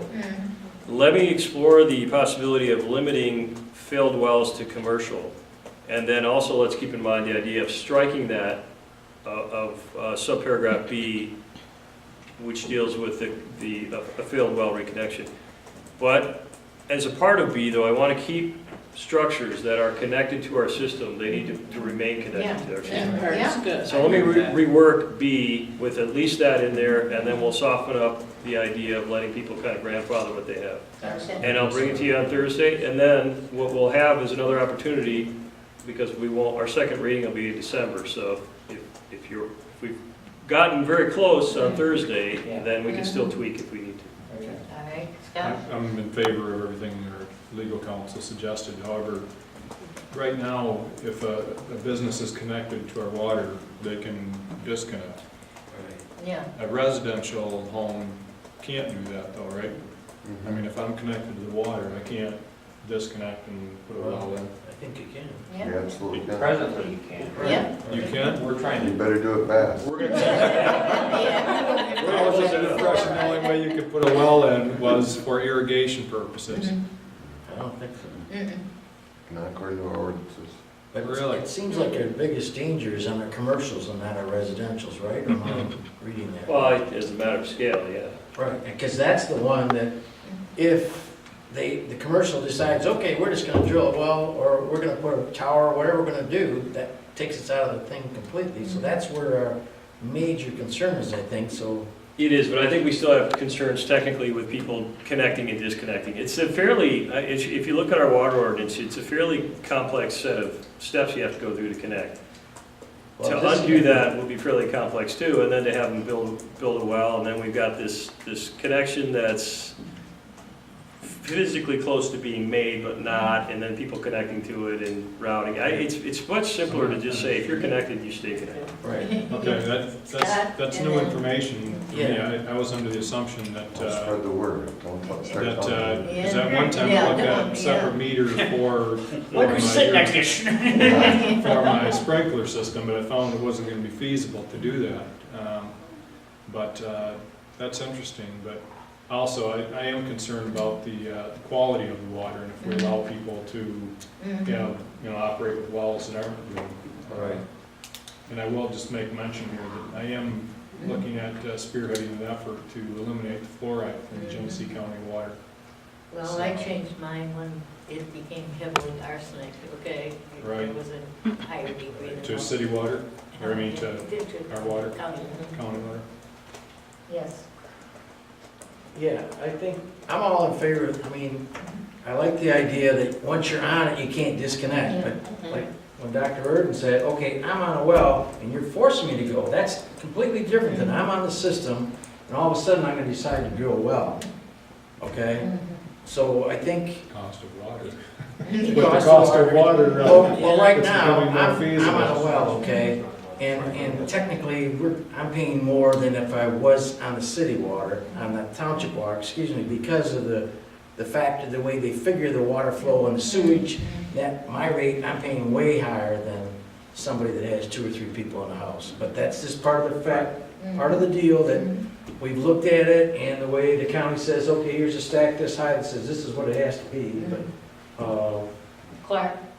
I'm in favor of what Mr. Lanny's proposed as well, but keep in mind when we're talking about forcing somebody to hook up. Yeah. Presently, our sewer ordinance, if we run a sewer line out in front of your house, you don't have a choice. Yeah, I mean, that's not, you know what I mean? So Right. that would be, what's proposed right there in this Yeah. ordinance is no Yeah. different than the sewer ordinance already exists. It is, but I think we have more of a health concern with Oh, septic yeah, systems. I'm just meaning that it does exist. Oh, yeah. As far as Forcing people our to do it, ordinance, yeah. so We are forcing people in that case. we are forced. But I think that's more volatile, it's more Yeah. dangerous, and that's why I agree with that on the sewer. But the Right. water's- I just thought I'd throw that out there, that there is, we already do have a forced There policy. there is a health issue with wells too, like you mentioned, the Yeah. arsenic Yeah. level, there's Yeah. businesses in this area, in our township that have had arsenic levels, and had to either put in water filtration or connect to our water. Or get a new well. And I'm aware of one business where it was a very significant amount of money to do that.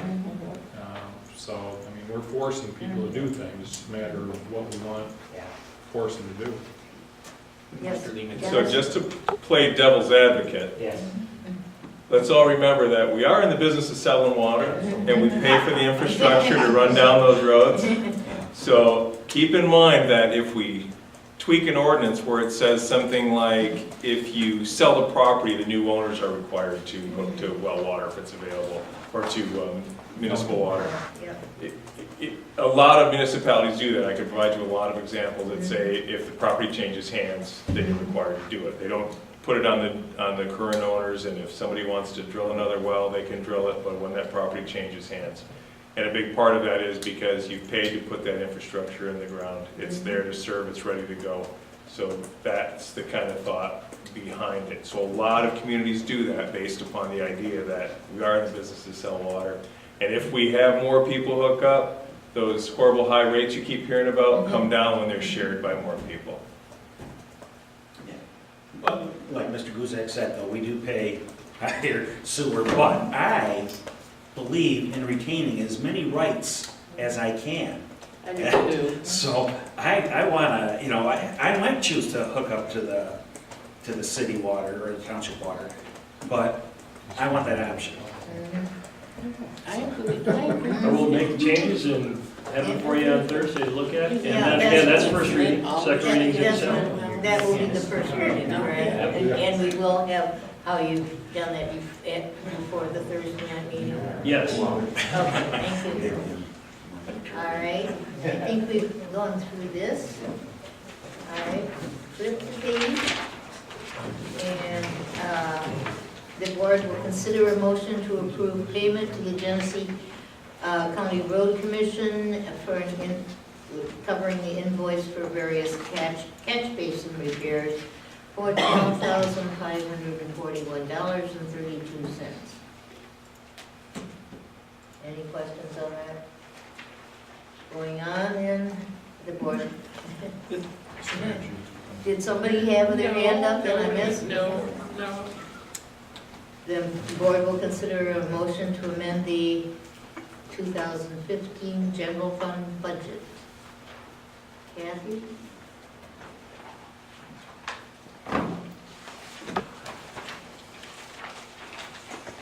Okay, for the general fund, we have a number of budget amendments tonight before you. I'll just briefly review them with you. First of all, in the legislative department, we're going to amend the budget to cover some additional costs for the part-time clerical position. It's about $9,600 with, that includes the wages and the FICA and Medicare tax. And we're taking those funds from some that were available in finance department. The second one is, there's a new subdivision project, Sandalwood construction project. That was not included in the original budget, so we're including the expenditure, and then the other side of that, the revenue source will be bond proceeds. After that, on the police department, we have one for the portion for that closed group that Marnie was just talking about.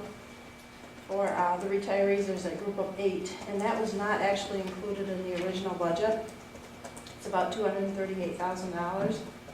I actually discovered that when I was preparing this 2016 budget, because it actually hadn't been in there in the year before, as well as the 14 budget, but in 14, we had a number of vacant positions and were able to cover it. This year, I don't believe that's the case, and I believe if we don't amend the budget, the police department will run over budget. So the funding source for that will be, there was $58,000 left in the township manager's department for funds that were set aside for a personnel search. And then we're taking $80,000 to removing from snow removal. There was originally $150,000 budgeted there. Currently, to date, we spent $33,000. That will still remain $37,000 in case there are some snow events through the end of the year. And the remainder of $100,000 will be coming from the fund balance. The next one is the building department, and this one is actually a good one. We've seen an increase in building permits and inspections. So we have increased expenditures, but we've also seen a substantial increase in the revenues. So we're increasing revenues $354,000, and the expenditures are increasing an additional $93,000.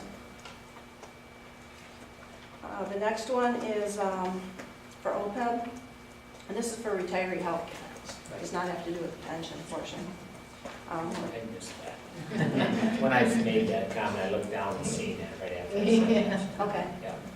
Okay, this is the additional $200,000. When the auditors were here, we discussed it at that time. Because the general fund did quite well last year, we signed an additional $200,000 to set aside for OPEB and to contribute to that fund. So this is actually increasing it. We have $200,000 currently in the budget. This will make $400,000.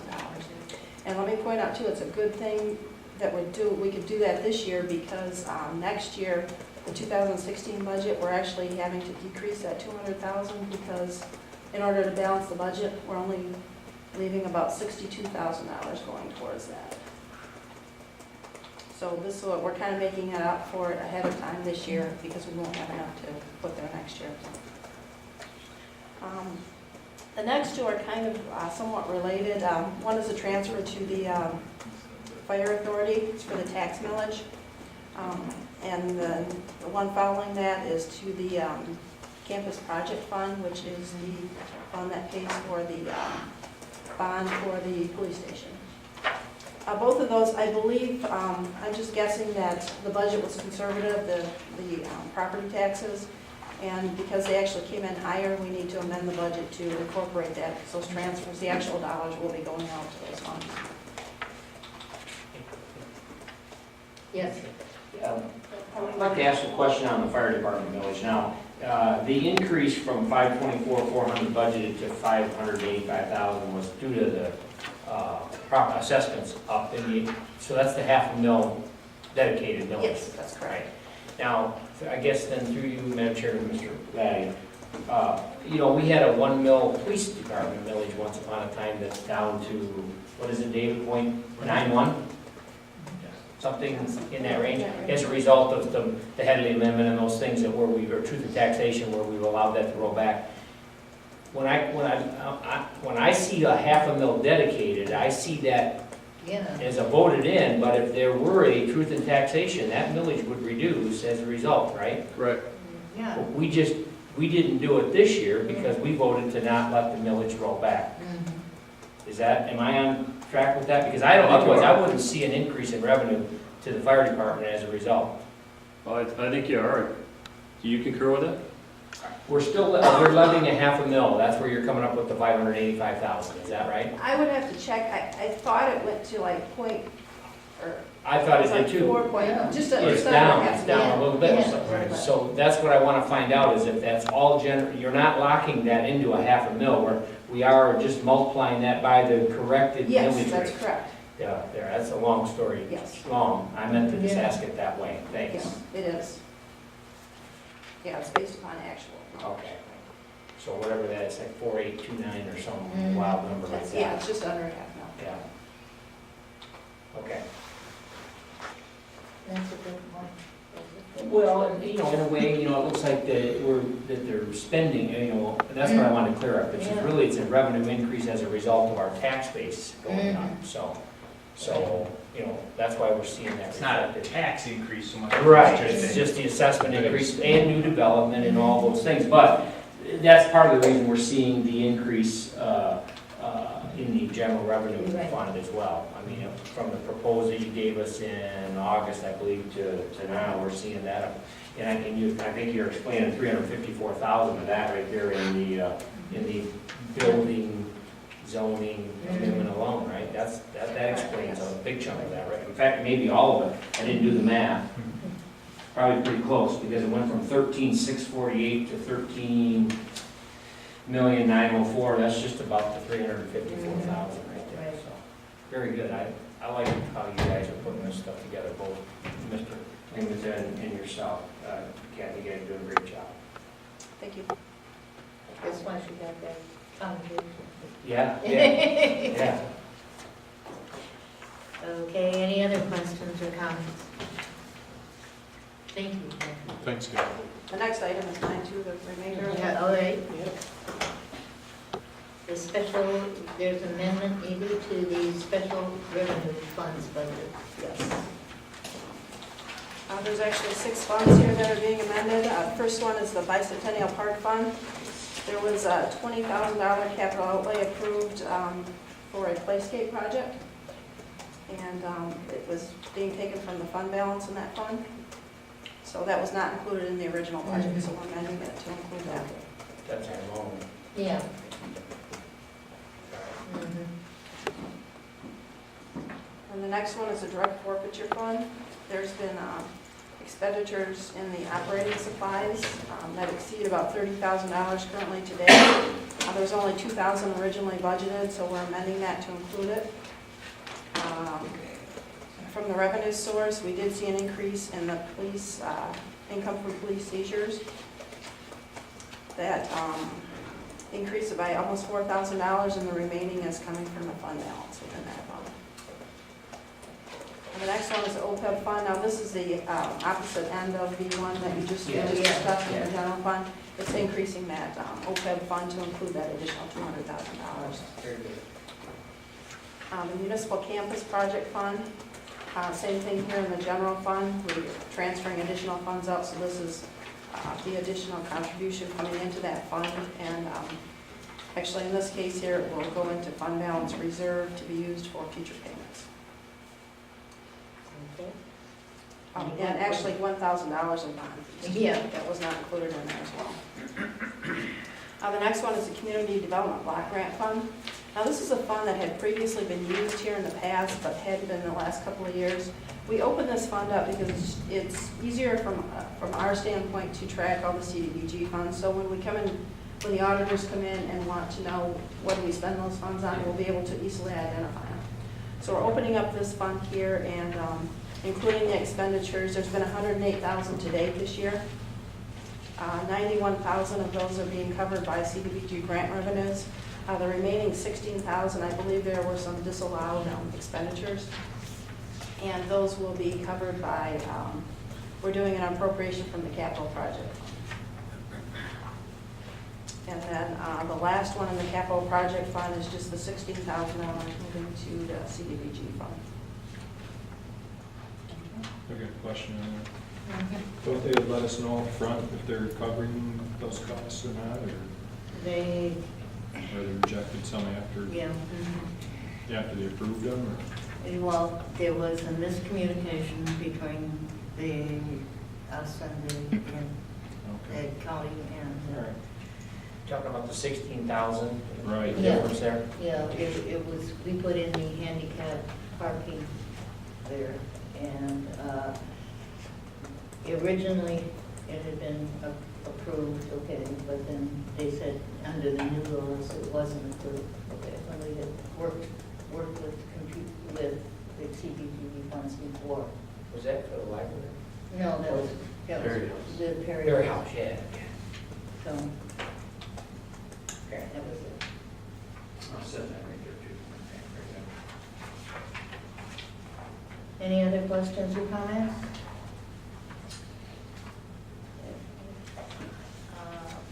Thank you very much. Any other business that people have? It's the schedule of the township. Oh, board I'm meeting. sorry, I missed the schedule, yes, okay. Yes, the schedule, any questions on the schedule, anybody have any objections to any of those dates?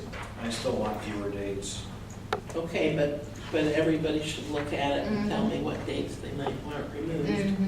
Because once we publish it in the paper, Yeah. that's it. I know. You want 2 I'll be out meetings a till- month? Huh? You want 2 meetings a month? Yeah. It was 6-1 last time, so. Yes, I've got a Scott. question, just backing up to that CDBG funds, are we gonna get like a list of all the things that we Yes, ended up we requesting? That's what we were talking about here. Didn't we get that? We got the Today? list, yeah, we They have. come in an email? Yeah, there's a, Mhm. the list is being finalized. Last time when it was before the board at the last meeting, and we kind of discussed what new was gonna go on there. That list is being compiled. It has to be in to the county by November 20th. And Nikki and Megan have been working on that. Megan's got the list compiled. She brought me one in yesterday, and it will get sent out directly to the board. So you see the entire list, the streets that were identified, some additional project from DPW Yeah, for we had to find out, okay, how much. maybe dollar amounts. Yeah, we had to add the dollar amounts with it, our estimated dollar Yeah. amounts. So that, Yeah, one other item I just want to mention while we're talking about the Mhm. budget. This meeting that the chamber that we discussed earlier held, earlier this week, I guess it was, right? yeah, Or no, last week. I guess. last week. But anyways, I attended, and one of the things they did was they had a board that everybody that came in got 4 dots that they put on which items in our area they thought needed the most improvement. They had public safety or police. They had School. the schools. They had the appearance of our area. They had restaurants, better shopping opportunities. They had a couple others probably on there. But the 2 items that got the most, I mean, police, I don't think got any. Parks didn't. Parks got 1 dot out of 50. Nothing else got any dots or votes except for the appearance of our community and greater variety of shopping experiences, which I thought was a great testament to our police and parks and what have you. But the one thing that spoke to me loudly, and looking at the Facebook page that Larry and I host for residents of Grand Blanc Township, the one thing that we keep hearing over and over again, in fact, Larry and I are sick of hearing some of the complaints just because there's some things that we have no control over, and I don't know that anybody has control over, but the one resounding thing that comes through is ordinance enforcement and planning in terms of trying to attract certain types of businesses to the community. And I guess if there's some way, somehow, that we can look at doing something on those 2 things, whether it's bringing our planning in-house or our ordinance enforcement, those 2 areas seem to be what the public is saying needs the most attention. I mean, we can say that it's being covered, what have you, but for whatever reason, our public doesn't think that it A lot is. of people out there have concerns. And I am meeting next Wednesday with the homeowners association, okay, and showing them the ordinances that are in the township, and we're working on the form that they turn in, as an anonymous appeal to Right. the, to the people. Yeah. And there's just some things we can't do, Part of it is, that maybe we're playing defense on a lot of this stuff too. People have to make a complaint. How many people go out of their way to pick up a piece of trash on the ground, let alone go online to our website to fill out a form, Yeah, so that's why. And also, people complain about what businesses we are getting. We're getting too many, financial institutions, too many car dealerships, too many this, whatever. Well, the only way to counteract that is to say, hey, who are we going after and trying to attract? And maybe that's what a planner does, I'm not sure, but I'm just saying maybe, you know, in our budget, if we can look towards being proactive and playing offense rather than reacting, maybe that would make a difference too. I'm sure we're doing that to, I'm not saying we're not doing that, but maybe more of the other areas. Yeah, I just want to echo a comment of the, well, two, I guess. I'll start with the complaints that I get from residents on the blight is that, why do I have to fill out a form? Why do I have to tell the township about this? Doesn't anybody look? And I'll give you a good example, is I take snipe signs. You know, there's a diabetic needle, it's called when we'll buy your, okay. Just to make it a point, I've been watching one. There's one at the corner of Center and Maple Road. It's been there for 4 weeks now. Handwritten Sharpie marker on a piece of cardboard.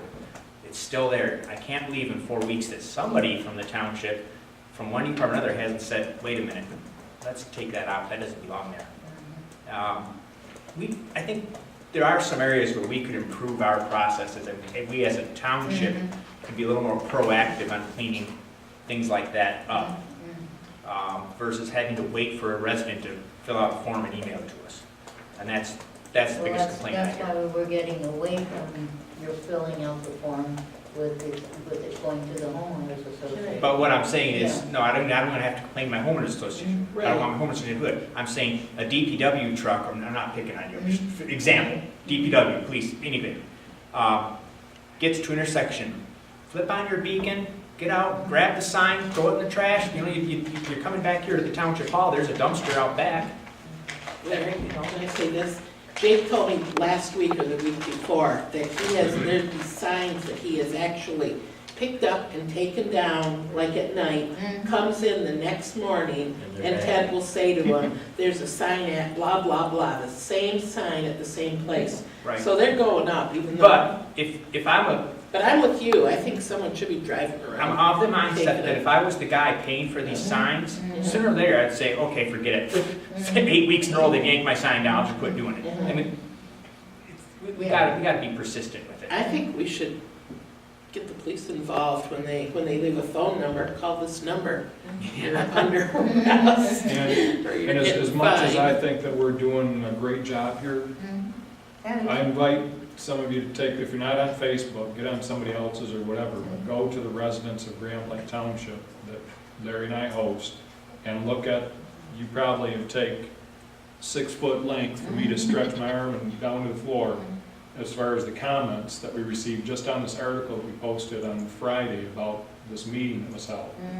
And you'll see the complaints and criticisms, and I'm not saying that all of them are justified. Some of them are justifiable, some of them are right. great. But you'll get an idea of the kinds of things that people in our community, and then you go to that meeting and it validated some of that as well, what people, whether, you know, all that's justified and, you know, I don't know, but they're feeling that way. So I'm just saying if there's room in our budget at some point, and you know, Dennis, I'm sure, is working hard to find money for lots of things, but We are.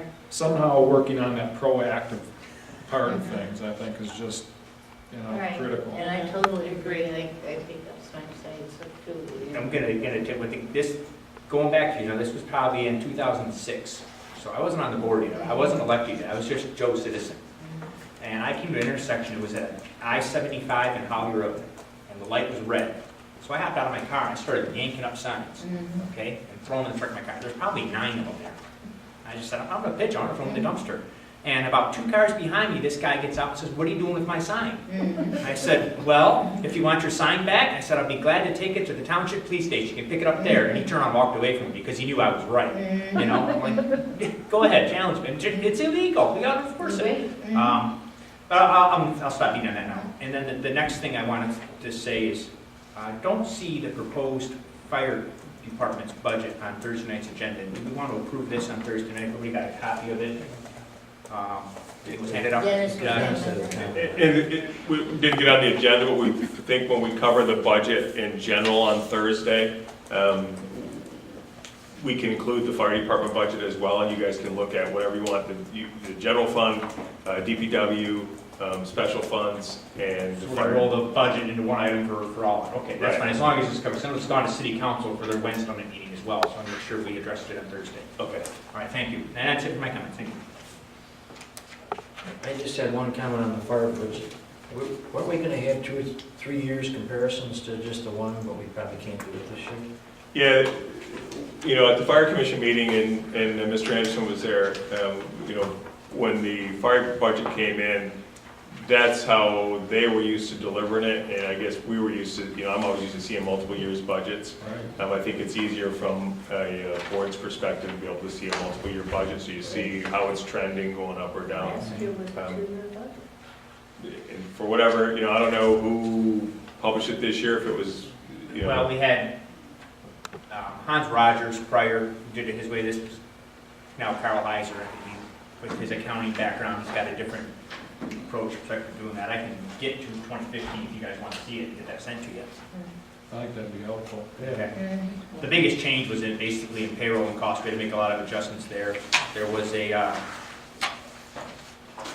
challenge to the union contract, the way we were paying that ended up going to arbitration. It was not in our favor, and payroll spiked quite a bit due to that. So other than that, everything else is pretty much in line.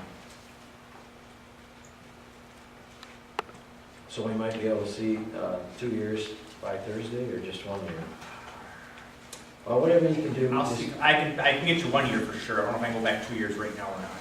Well, I know that Mr. Heiser's probably doing a phenomenal job. I'd hate to create a lot of work for him, but, you know, because my confidence is in him. Yeah. We probably have it from last Yeah, year we probably anyway. have from last year, but Most budget development software, you just gotta flip a button. that's what I'm wondering. It's not a whole lot of work, right? Unless you change accounting software or something like that. It actually, if you guys like, I could have Mr. Heiser here on Thursday night. He said he would attend if the board wanted that. So is there any interest in having Carl Heiser here prior to Thursday night? We should let Dennis answer, I don't know, because I was having him come tonight, or he was coming tonight, but then we decided that we didn't need him, right? Yeah, and what I would say too is on our Thursday budget, Chris, on Thursday agenda, you need to just put that budget in there, so I thought it would be on Thursday's agenda, that's just on tonight's agenda.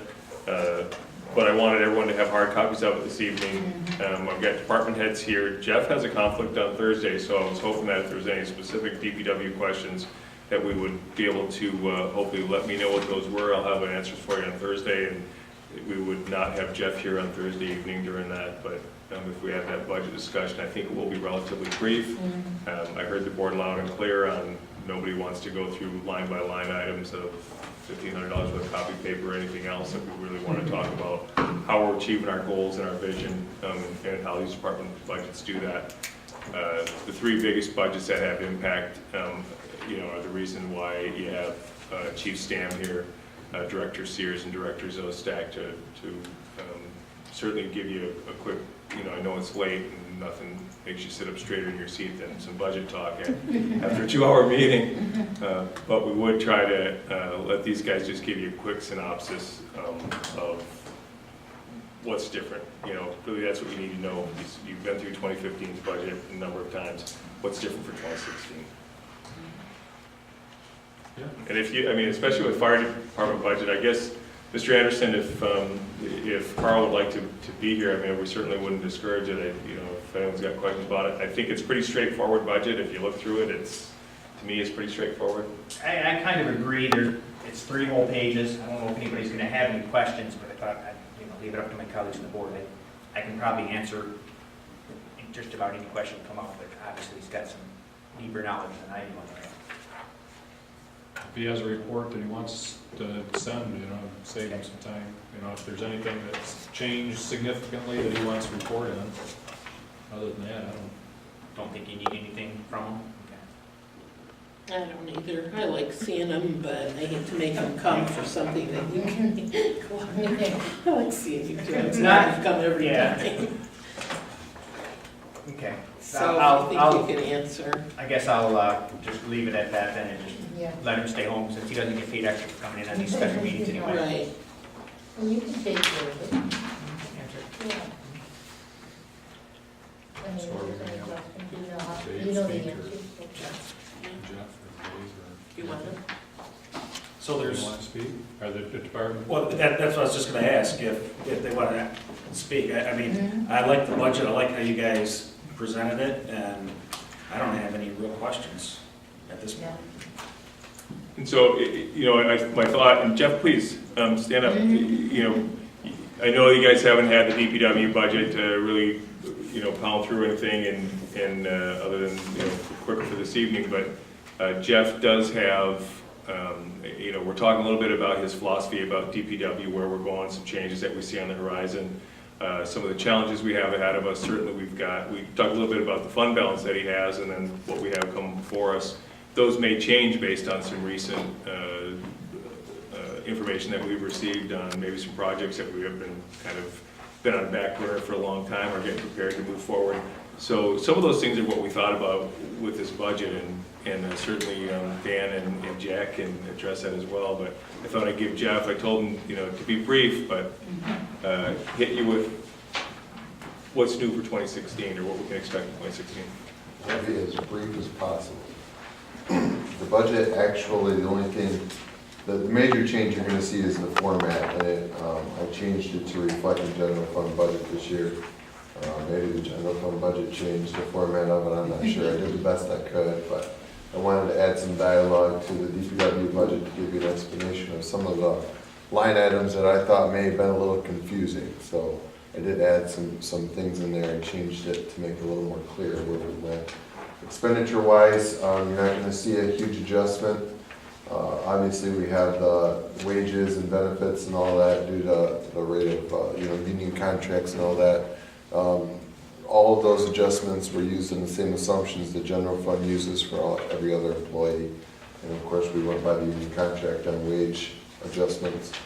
Water and sewer expenditures and revenues, you'll see were adjusted by the rate proposal that we presented to you this evening. And they are also adjusted based on today's usage and the number of units we currently have in our system, plus a projection into 2016, what kind of development we expect, what kind of additions we expect in our system, hopefully no subtractions from our system. Other than that, expenditure-wise, everything is pretty much the same. I will tell you for 2015, our budget is, or our financial position is looking very good. We're under budget right now considerably. Obviously, there's still some big bills to pay for the rest of the year, but we're doing very well in the DPW. And this budget does reflect a surplus at the end of the year. It's important that we keep putting away cash because we do have about $13 to $16 million worth of projects sitting out there looming over our heads that are triggered by Genesis, that are triggered by Tech Village, Stort Highway, Pulte, Grand Reserve, all of this stuff. We're keeping a very close eye on. Obviously, all of our capital improvement projects are capacity driven. And there are a couple areas in the township we are getting very close. Some of them are cash projects, some of them are projects too large, we're gonna have to bond them. But we wanna pay cash for as much as we possibly can, we don't want any new debt. So that's my goal for the next year and further, is to try and pay cash for as much as we can, because I don't like debt myself. I know Dennis doesn't like debt, so we're gonna try and avoid it as much as possible by phasing projects and by hitting these little projects while times are good. If there's any questions, if you've looked over the budget, it does include an organizational chart that you probably haven't seen in the past, and our vehicle replacement plan, which hasn't been included in the past. You'll see our 6 years enhanced maintenance plan, which will be updated this year. We'll project out another 6 years. That'll be updated as we proceed into the 2016 budget year. And then also included with the budget is our capital improvement plan for 2016. Generally, we'll present that later on, but I decided just to kind of roll it all into one package this year so that you could see hand in hand that the expenditures for those projects are in the budget. I do have a question, but it's probably more for Mr. Lehman. Have we, about a year ago, we talked about seeing if some of the board salary could be assessed to the DPW, just because, I mean, like tonight, we like you, Jeff. But, I mean, he has been, a big portion of our workload. Well, actually, Mr. Limita has discussed that with me, and he has invited me to offer a written opinion to, Okay. I guess, provide some direction in that regard. I know that Treasurer Guzak and Ms. Hoffman and Ms. Reardon have also explored that idea too. And frankly, I think we're going to be able to do it. It'll become a percentage that we feel that we can justify as a part of our ongoing cost of our providing service. So it won't be earth-shattering, but I think it'll be We do helpful. that presently with the 3 full-time folks, right? Nikki, half of your salary is the DPW as well as the treasurer? No, just the superintendent. Yeah, just Because that superintendent? Yeah. I just get a straight. Well, when I know when I was on the board before, we always Yeah, did we that always- with the supervisor's we always salary. did part of the But I salary guess was I got that way, transferred yeah. to the superintendent, okay. Right now, it's finance department and the superintendent's office. A portion of that gets charged to DPW. Okay. Well, I mean, that could free up, 50,000 maybe. It could be in that neighborhood. And let me tell you where the difficulty lies. There's a reconciliation that has to occur because statutes have separated the compensation for offices versus employees or appointees. And so it's a little bit, it's not as simple as taking an employee's salary or Dennis's salary, for example, and assigning a percentage to it. But I think it's possible, I think it's gonna work. I just wanna make sure that we don't run afoul of any compensation statutes for the officers themselves. And those who've been on the board for a while, I know that Mr. Kent can attest to this, there are interesting takes on compensation for an office versus an individual. And even in particular, when an individual has an idea that they're gonna try to change their compensation, you'll find sometimes statutes don't allow it. So it's been an ongoing, it's on my desk and I'm working on it, and I will get it to Dennis as soon as I can. Perfect.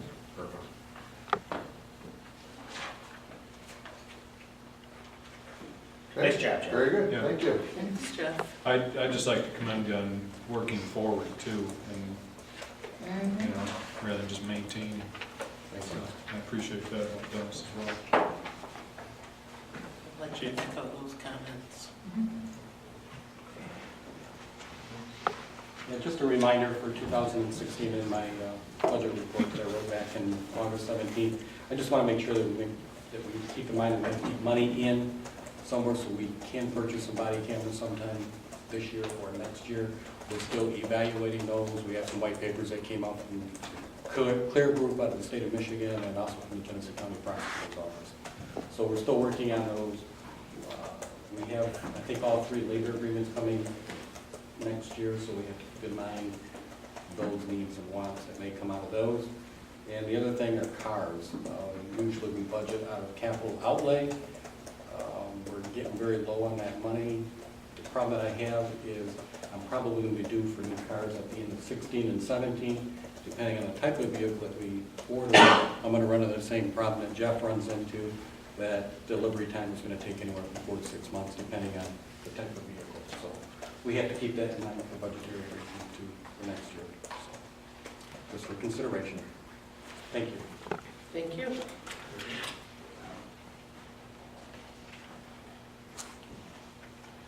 I just want to mention that, like I said, at that meeting that we had with the chamber, police had nobody say that we needed improvement, so. Because they're overwhelmed, proud and happy, Yeah, and right. that's, feel justified the department we have is working. Right. Oh, absolutely. obviously the biggest budget, but I'll just try and touch on a few of the things that have changed. This year, I spoke with Jeff, and we've decided to, like we were just talking about, a portion of the finance department and the township superintendent, in addition to, have been charged to the DPW 50%. It's been a direct charge to DPW. However, there were a couple other departments, a cashier in the treasurer's office, and a portion of the IT department is also charged there, but they were done as what I would call an indirect charge. It's charged 100% to the general fund, and then DPW reimburses for a portion of the cost. So for consistency purposes, we now have everything done as an indirect cost. And that's one thing that I guess I'm familiar with in my past. We always had an indirect cost or cost allocation plan, sometimes called the cost of service study, done, and they can actually, you can come up with an allocation method and charge a portion of various departments back to, out to, your enterprise funds or, whatever department like that. So, so this is right now we have this methodology, and we are charging a portion of it back. So just for consistency purposes, we've changed the way we're doing it, but it doesn't change the bottom line figures on it. We've added a couple of positions that are essentially the same. Finance department, actually there was a deputy finance director budgeted last year that's not included in this year's budget. We believe we can probably get by with our current staff. There is an additional overtime. I did add, I believe it was $4,500 in overtime just to cover for that position. That's not included in the budget. We also have a position added for the clerical position in the superintendent's budget. And we've also, and there's the version that you received on September 1st, and this version here does have some changes to it. And the one I just mentioned, the clerical position was added to the superintendent. We've removed 2 part-time positions.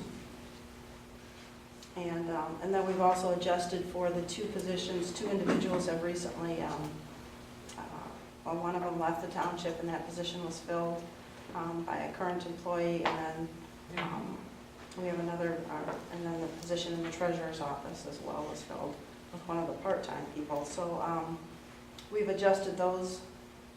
There was actually a decrease of $20,000 in assessing, but then a slight increase in the treasurer's office because of the health care changes. Other than that, we've, as far as personnel and fringes are based upon union contracts or whatever contracts are in place. Excuse me. There was a slight increase in the health care cost. It was about a 5% increase in health care we included in the budget. The 2 primary sources of revenue in the general fund are property taxes and state revenue sharing. The property taxes, we did see a slight increase of about almost $300,000.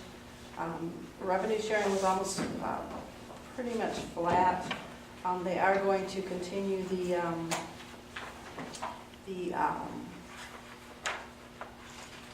statutory revenue sharing of about $99,000. We'll be getting the same amount as we did last year. So we've included that in there as well. The constitutional revenue sharing went up about $70,000. So overall, we saw about a $70,000 increase in that. Other than that, revenues are very similar. Departments as well.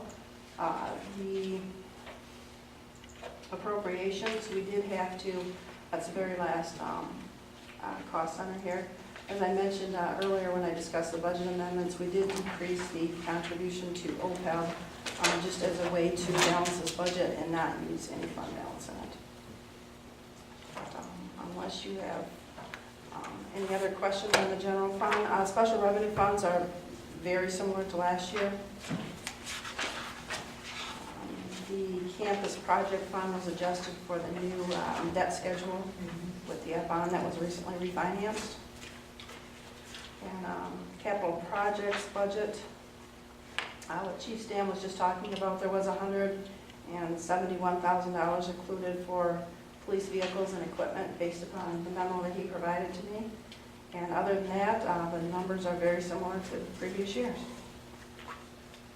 Very good. Any questions for anybody?